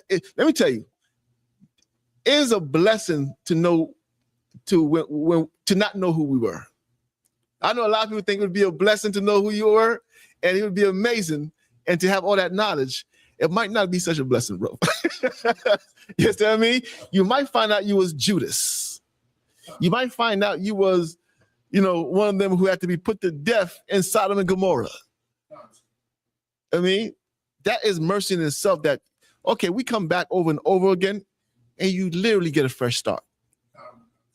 You might still be paying, though. When I say fresh start, you reap what you sow. But you don't have to be that, which is also like so spiritual, because guess what? When you come into the school and get all black, you don't have to be who you was before. You don't have to wait for reincarnation. You can do it today. You can stop being Calvin Jones today and be Yara. You understand what I mean? That's why when Christ said it, they didn't understand it. When Christ said, you got to be born again, they said, you got to go back in our mother's womb. Nah, you don't have to wait to go back to your mother's womb after you die. You can do it right now and just be a different man. I mean, so hopefully that answers the question. I appreciate something. Go ahead. You got another one? Bakar, go ahead. I had a question that was kind of piggybacking on that. Not so much of a question now because you kind of answered it. I once heard a person say that the religious organization that they belong to, that they trusted in that organization so much and they put their whole life into it, that even if the people who were above that man and that religious organization asked him to do something that he knew was wrong, that he would be right to do it because he's right to follow that organization because he knows that organization is right. Well, and let me ask you this question. Does he keep the law, statutes, and commandments? According to what he would think. But does he keep it according to the Bible? I would say lie. No, he does not keep it. That is a dangerous place to be because we have regulations. We have laws, statutes, and commandments that we follow. Any man over you could come and say, well, we're going to eat pork today. You're going to say, hell no, we're not going to eat pork. That's against the law. That's why even in class, like when we ask questions, we don't say, hey, what do you think about this? What do you think about that? We ask the question, is it lawful? Because the man is above me, but I'm not interested in his opinion. I want to know what the law says. That's what we have versus everybody else. We have a law, and any question we have is based on the law. You know what I mean? Is it lawful to do this? Is it lawful to? You see that sister asked, is it lawful to leave your husband if he's sleeping with whores? When she asked the question that way, all emotion goes out the window. All my, in my opinion, whatever wisdom I think I have goes out the window. Now I got to show the law. So in the Christian church, of course, they believe in their leadership and whatever. If he says blow a slack it, if he says if he says eat pork, slack it, sisters. If he says eat pork, oh, I'm in the right because he said it. You worship a man. The law ensures we serving God. Can't nobody tell you, I don't care who it is, can't nobody come and tell you break the law. If this is what the law says, that's what it says. You know what I mean? And that's how you know if a man's a man of God or not, by what he asks you to do. I mean, especially when if you're over men, you should always think about it this way. Every order I give below me, that man should have confidence in me. It's just like we said, brothers, your wife should not lose confidence. It's the same thing. If you over a man, you watch your mouth around them. You watch how you behave around them. You understand what I mean? Watch how you behave. Watch what you say. Watch the orders you give them. I mean, I never forget that Jones telling a story about some brother who, you know, he was trying to impress some sisters, and he had men with them. It was after camp. He's trying to impress them, and he's like, "Yeah, I'm over these men here. Watch this. Everybody drop. Give me 20 push-ups." And everybody dropped and did it. It's not unlawful. We did it. He's trying to prove his sister. After that, they took him to counsel and said, "Yeah, he was out there. And he told us to drop and give him 20 to impress some sisters." I won't even continue the story. It got bad. You know what I mean? Because you over men, you better watch yourself. You know what I mean? You better watch yourself. So and I say that because you might think, well, as long as it's not against the law, no, it's not anything you tell a brother to do. Just what's the purpose of it? It's abuse. You shouldn't have power. You should never have power. If that's how you're gonna treat your power. I mean, power makes you a monster. If imagine somebody with no compassion, with just power and an ego and a desire to impress people because he's such a small, insignificant person, and now he's just trying to impress somebody. What would you do to the men under you? I mean, so yeah, what we have to protect us is the law. You can always refer to the law. It's like I said, but that's unlawful. Now, if it is lawful, look, those push-ups, I wouldn't have done them personally. Salaki. I'd be like, I would not have done them. I would not have done them. Salaki. You know why I would not have done them? I have men over me. Let me tell you something. I'm gonna tell you this. When you have men over you who you know would never do that to you and know, like, you respect and they have power and they wouldn't do that, I'm gonna say, hold on, Joe Thumb would never make me do push-ups to impress some sisters at Walmart. Oh, Cat Mashak would never act. I'd rather take this to counsel. Let me see. If I lose in counsel, he asked me for 10 push-ups, I'm gonna do 100 if I lose. But I don't think this is right. And I'm not gonna let the men under me do it either. Let's just go to counsel. And we'll see who's right. We'll see who's wrong. I wouldn't have done them. Look, and I'm gonna tell you this: the men under me, you know, there's a scripture too. It's a scripture I always, it opened my eyes to so much. Where what's his name? Jacob, his mother was telling him what to do to take the blessing, right? And Jacob didn't want to do it. And his mother said to him, let the sin be on me. I mean, if I'm wrong, the sin will be on me on this. But we're not doing them goddamn push-ups. You understand what I mean? Go ahead, you're right. I do want to say a story from that. I remember when I was coming to school, I was sharing this. Jeremiah was counseling me, and it was for my good. But I remember him saying, "Hey, if I'm wrong, let the sin be on me." Jeremiah was telling me that to help me. So that's one of the most profound things I remember Jeremiah saying to me when he was counseling me coming into the school. He said, "Look, if I'm wrong," he said, "let the sin be on me." Yeah, I remember that was one of the most impactful things that when I was first coming. And look, we go to council, and I mean, if I'm wrong, I'm wrong. We'll go to the men above us, but we'll see who's wrong about them push-ups. Because I'd love to take the council over that, and I don't even like to go to council, but for that, we'll go to council. But you're right. Go ahead. But no, you good. If I may ask one more, go ahead. I have long-winded questions. No, you good. You good. So, if you don't mind, Officer Bakar, in Genesis chapter 3, verses 14 through 15, if you don't mind pulling that, Officer Bakar, there's a few scriptures, but I'll make one because I know we're short on time. Come, sir. The book of Genesis, chapter 3, in verse 14. And the Lord God said unto the serpent, because thou hast done this, thou art cursed above all cattle, and above every beast of the field. Upon thy belly shalt thou go, and dust shalt thou eat all the days of thy life. Verse 15, and I will put enmity between thee and the woman, and between thy seed and her seed.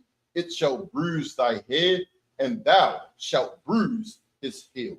So, okay, that's talking about, when it was, pretty much saying what's going on with the woman and the serpent to be enmity. Now, if you look throughout the scriptures, I'll just give an example. Cain and Abel, there was enmity between the two brothers, but they both came from the same seed. They both came from Adam. You go down to, that's in Genesis 4:8, just in case people are online. You go to Genesis 21, 8 through 12. You had Ishmael that mocked Isaac. Genesis 21, Ishmael and Isaac. Sarah was like, cast out this bondwoman, but Ishmael and Isaac, the seed was with Isaac. It wasn't with Ishmael, but they both came from the same seed, but there was enmity between the two. Okay. Then you go to Genesis 25, 22 to 23, and you have like Jacob and Esau. They're struggling in the womb. They had the same seed, and they were in the same woman, and there was struggling. And the Lord separated them. So, I mean, it's a pattern here. You can talk about Moses and Korah, how Korah rebelled against Moses. Okay. Eli's sons and Samuel. So I want to go all the way down to, then you get to Christ and the Pharisees. And Christ said of the Pharisees, you are your father, the devil. And all of these people came from the same seed. And then Christ gave that parable in Matthew 13, 24 through 43, when he's talking about the sower was in the field. And he said, the Son of Man planted the seeds. And then he said afterwards, Satan came and planted seeds in the same field. So I was looking at here, and it's like a pattern throughout the Bible. It seems that when they asked Christ to interpret that, he said the Son of Man, and those are the sons of righteousness. And in the same field, he said, these are the sons of the wicked one. But they were both in the same field. So it seems like Satan is always right in the midst of where God's people are, because, they were in the temple. Christ was talking to the Pharisees, he was battling the Pharisees, and he was like, your father's the devil. Okay. So my question is it possible that it's God's will that in the place that his truth is at, that the sons of Satan are present and teach the word of God? And the reason I ask that, because if you notice throughout all these examples, these seem like teachers of the law, or they seem like of high rank. So is it possible, because who's of high rank? Well, the Pharisees and Sadducees, they in the priesthood of Christ's time, they had rank. Tie that back to Genesis again one more time. Read Genesis. So Genesis, it's saying there would be enmity between the two seeds, the seed of the woman and the seed of the serpent. So he was like, there's enmity. Okay. And then you go to Cain. Those two seeds, it's not Moses and Korah. The two seeds are going to be Jacob and Esau. Sir. That's the two seeds, right? The fulfillment. Read that again. You're gonna see something. I'm gonna show you something. Sir. Genesis. Which one? Where was that the enmity between the two seeds? Genesis 3 verse. It should be in 15. Would you mind? Sir. The book of Genesis, chapter 3, and verse 15. And I will put enmity between thee and the woman, and between thy seed and her seed. Mm-hmm. It shall bruise thy head, and thou shalt bruise his heel. Go ahead. Verse 16. Actually, Unto the woman, he said. What did he say to the serpent? It shall bruise thy head. Read up one verse. No, verse 14. Verse 14. And the Lord God said unto the serpent, because thou hast done this, thou art cursed above all cattle. Go ahead. And above every beast of the field.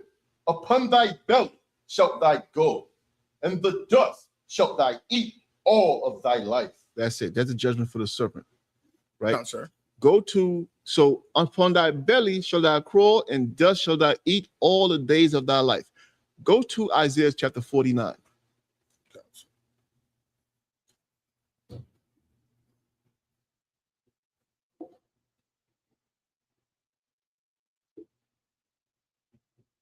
What's going on, Alzar? Officer Alzar online. What's going on, priest?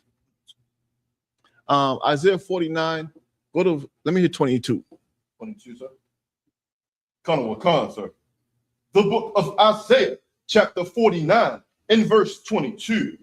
Thus saith the Lord God, behold, I will lift up mine hand to the Gentiles, and set up my standard to the people, and they shall bring thy sons in thy arms, and thy daughters shall be carried upon thy shoulders. Go ahead. Verse 23, and kings shall be thy nursing fathers, and thy queens thy nursing mother. Go ahead. They shall bow down to thee. They shall what? They shall bow down to thee with their face toward the earth. Go ahead. And lick up the dust of thy feet. Dust shall you eat all the days of your life. You will bow down to Jacob, or God's chosen people, and you will lick up the what? They shall bow down to thee with their face toward the earth, and lick up the dust of thy feet. And thou shalt know that I am the Lord. And you're going to know that I'm the Lord. Because I prophesied this back in the garden. This is the devil. This is Esau. He's going to lick up dust for the rest of his life. I mean, and that's why when you see them, a lot of people hate them boot kisses, right? You don't know how, let me tell you this. I personally don't like boot kisses. I don't like these devils putting their lips on my shoes. But I understand the prophecy. Sir. You understand what I mean? Dust shall thou eat all the days of thy life. You understand what I mean? Dust shall thou eat all. That's literally the prophet, the what do you call it? The precept for the book of Genesis. So who is it talking about? It's talking about Jacob and Esau. The good comparison was Cain and Abel also, because Cain he had that mark on him. You understand? He's gonna strive, and Jacob and Esau, they strove in the stomach. Another example you have is what? In the book of Revelation, the woman who's giving birth to the sea, and this dragon's trying to find this woman and swallow it up. You understand? They all go together. You know what I mean? But this devil here, he's gonna bow down and lick the dust off feet. Meaning he's gonna be a servant until he doesn't exist anymore. All the days of his life, his role will be a servant. You know what I mean? So that's what that is. I mean, he's gonna be a servant. Let me see. Chapter 3. What does it mean? Curse above all cattle. Okay, in the book of Genesis, in Genesis, when it says to the serpent, he's gonna be cursed of all cattle. So basically, when you read the book of Jeremiah and these places, it, and even in Genesis, it counts all men as beasts.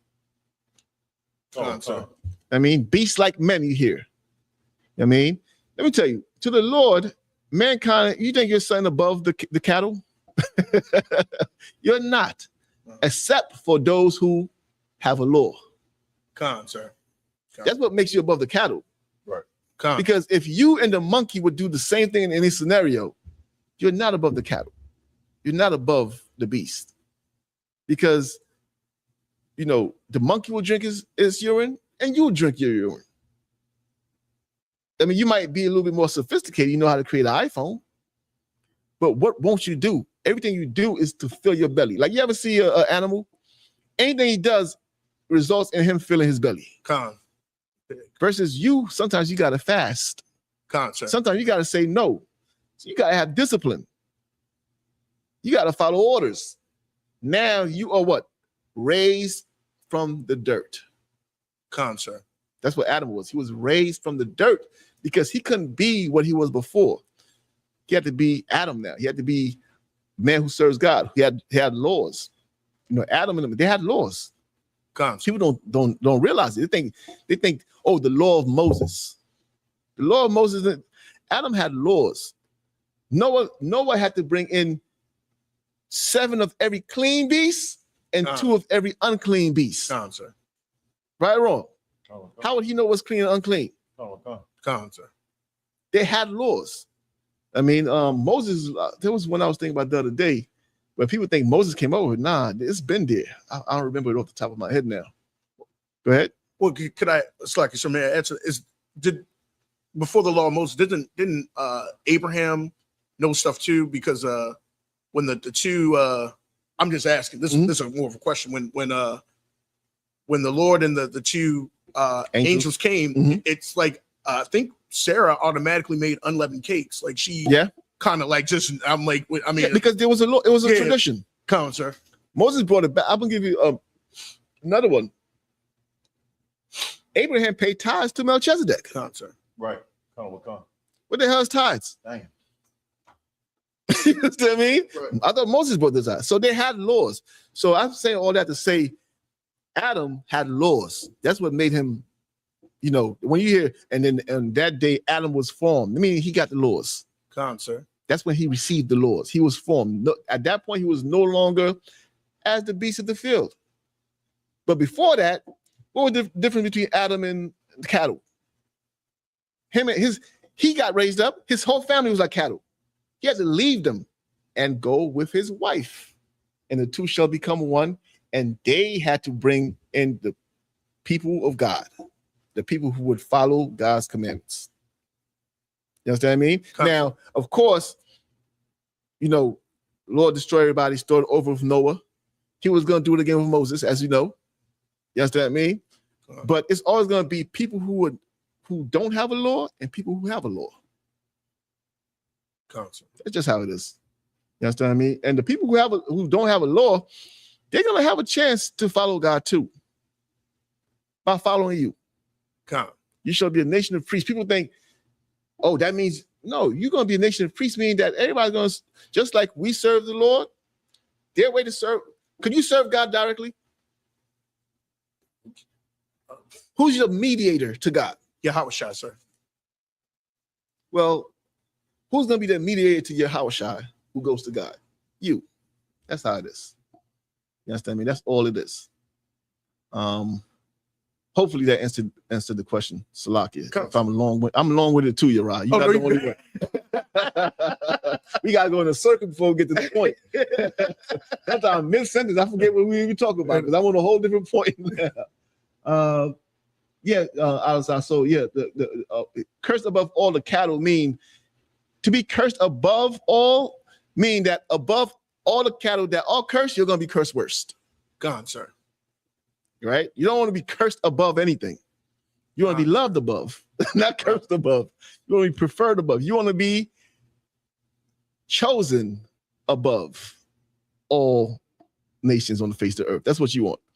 If I could, is there any precept that shows why Yahushua became Adam after creating everything? Is there a precept that shows, like, what do you mean?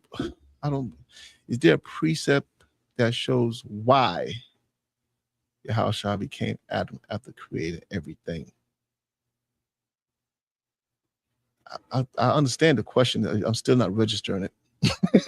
You ever had those situations? You understand what is being asked, but it's not connecting for me. Is there a precept that shows why? The word why. Why did, let me rephrase it. Why did Yahushua become Adam after creating everything? Well, okay, I guess the precept you're looking for is the same thing where you just quoted. Everything is by him and for him. That would be the precept to me. Like there might be another one, a more clear one, but that one makes sense to me. You know, everything created by him and for him. Also, he's the Alpha and the Omega, the beginning and the end. Come on, sir. Right. So he is. Let me see. He gives some. I mean, after he knew what he created, why did he become a man in a low state? First of all, man's not supposed to be in a low state. That's the thing. I understand your question now. It sounds like he's becoming a man in a low state where you could be. All right. If we had power, we wouldn't consider ourselves in a low state. We became in a low state after we left God's law. Come on, sir. The whole point of Adam being risen up is so that he won't be in a low state. Come on, sir. Absolutely. You know what I mean? You're supposed to have ruling the earth. The earth is don't look at what these devils did to this earth. It's supposed to be glorious. Christ said this, let thy kingdom come on earth as it is in the heavens. Meaning what? It's supposed to be no difference. You're not supposed to look at the earth and think this is a low state. We're praying for God's kingdom to come on earth as it is in heaven, meaning that there's no difference. Come on, sir. And you know who's going to make the kingdom as it is in the heavens? You, Alazar. When you're in a high state, you know what I mean? When you're rule, when we rule, let me tell you something, man. Sorry to go on this rant, but I hear brothers talking about when we're in the kingdom, I'm going to be doing this. I'm going to take people. You're not evil like that. And you have laws. Priest said, how you know you're not going to be doing that? The scripture tells you when the righteous rule, the people rejoice. That's right. That's right. You're not going to have the heart to do to them what they did to you. You're not designed to do that. You know what I mean? I remember this was brother years ago. We had this back and forth. He's not in the school no more. But he's like, oh, I'm going to do them. The scripture says do to them twice what they did to us. I said, so you're going to do buck breaking then? You know what's a buck break? You going to do that to them? Nah, right. He starts crazy. Well, that's what you're saying. You got to know what you're saying. Come on, sir. If you don't understand the spirit of the scripture, don't say it, brother. You know what I mean? It's not that it's going to be soft no, but we have laws they don't have. I mean, and that's that, man. Also, yeah, it's. I mean, those the ones I gave you, the ones I could think of immediately. What did I say? Everything was created by him and for him. He's the Alpha and the Omega. That's what I could think of. All right. It's 9:07. I don't know if we had. I'll take one last question if there's one. I don't know if you had one. You on here? Yeah. I'll take. Go ahead. We'll take one quick one and then we'll. I know you had a couple. Well, I'll try to make this real quick. In John 6, verse 51 through 66, I'll just paraphrase. Christ says, to eat his flesh and drink his blood. Mm-hmm. And I know that's metaphorical, pretty sad. However, I'm just saying, like, as a student that knows the law, the law says in Leviticus 17, 10 through 11 and 12, you're not to eat the blood. Mm-hmm. And it's actually when he said that statement, a lot of his followers left him that day. They're like, I'm out of here. Mm-hmm. So I guess I'm like, well, how can we reconcile that statement that Christ made with the Leviticus, 17 talking about? I know it's not, but I have to find a way to explain that to somebody because, mm-hmm. you got people that are like, well, this is what the law says. And are they planning on actually drinking Christ's blood? I would hope not. I would hope. Like you said, it's a metaphor, right? And it's like it's not actually drinking blood, but he said it that way because he knew it would shake people up. And I'm gonna tell you this about Christ: he speaks in ways where you're either gonna be with him or not, and he'd rather get you out the way early. Con. And people don't understand with that. When you let me tell you, you see the same thing happen with Gideon, where the Lord was trying to get rid of people. Sir. Because you don't want, like, the more people, like, not everybody's a soldier. Sir. And Christ didn't need all of them. They were just hanging around and being more of a burden than anything. So Christ said something that they could not, that oftentimes Christ said this: if you're willing to accept this. Sir. He speaks like that because he knows some people are going to take it, some people are not going to take it. You know, if you're willing to accept this, this is the case. I mean, when he said, if you want to roll with me, you got to do this. You got to, you know, drink my blood and eat my flesh. What did he mean by that? You asked me, sir? Yeah.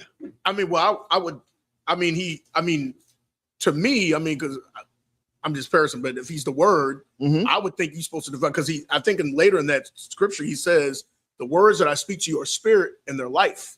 So you're supposed to consume what, how, like going back to the woman of the well, you're supposed to consume. And what is Christ? Christ is the word. He's our mediator. He's the lamb. And he's the spirit and the life. Sir. You understand what I mean? Meaning that you have to become what he is. You have to consume him and become him. Sir. You know what I mean? That's all he was saying. But to those who really was there for their own selfish gain, they're not going to say, because remember, when Christ turned to his men, he said, are you going to leave too? They said to him, where are we going to go? You have sayings of everlasting life. That is such a heavy scripture or heavy thing for him to say, because sometimes you gotta look at what you don't agree with or what you don't understand and say, well, hell, where am I going to go? Sir. Remember we were saying in the beginning, Christ was out there raising the dead and healing people. You over here trying to battle. Like, do you see what he's doing? Where are you going to go? Peter and them, they saw some stuff, brother. They was like, yo, I've seen things that, you know, you wouldn't even imagine. I'm not going to avoid what I've seen for something I heard and didn't understand. Sir. Never mind what I heard. I'm going by what I see. What I see gives credibility. Sir. You know what I mean? Versus what I heard and didn't understand. Or else, like a lot of people who left the school, Christ's going to push you up out of here. A lot of things were said in the school, brother. If you're a spiritual man, you'll understand why it was said. You understand why it was said, why it looked like that. And the people who need to get the hell up out of here got the hell up out of here. And they went, they started their fake groups. And every time you turn on social media, somebody's apologizing to the congregation for weakness. I stuck that thing up my behind and I'm sorry. That's what they do. You know what I mean? That's what happens. Right? But yes, you're right in what you're saying. Now, the other part too is that your concern is I have to explain this to people and I want them to. All right. It goes back to exactly what Christ said. Do you want to leave too? Don't teach within, like Christ, God said this. Go out and prophesy to the wind. My sheep know my voice. That's your job. Don't, I know you're a teacher and at the end you have to give midterms and grades and stuff like that and you need to pass. This is not that job. Sir. That job is you tell them what it is because you're right in what you're saying. Your confusion or your hesitation is in, are they going to understand? Christ spoke in parables. Why? That's right. So that not everybody could understand, sir. So on purpose. So that they wouldn't repent. Well, it is what it is. All right. We're going to clip it here for now, for tonight. I mean, with that, we're going to pass the class over to the big priest, Officer the car.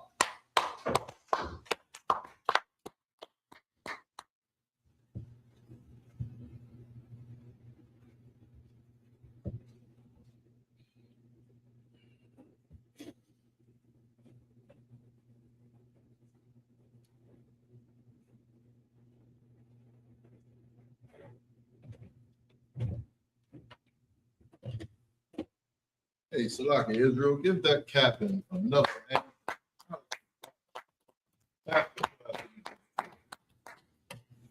And with that, we had the Israelite School of Universal and Practical Knowledge started out of 1 West 125th Street, Harlem, New York, under Commanding General Yohana.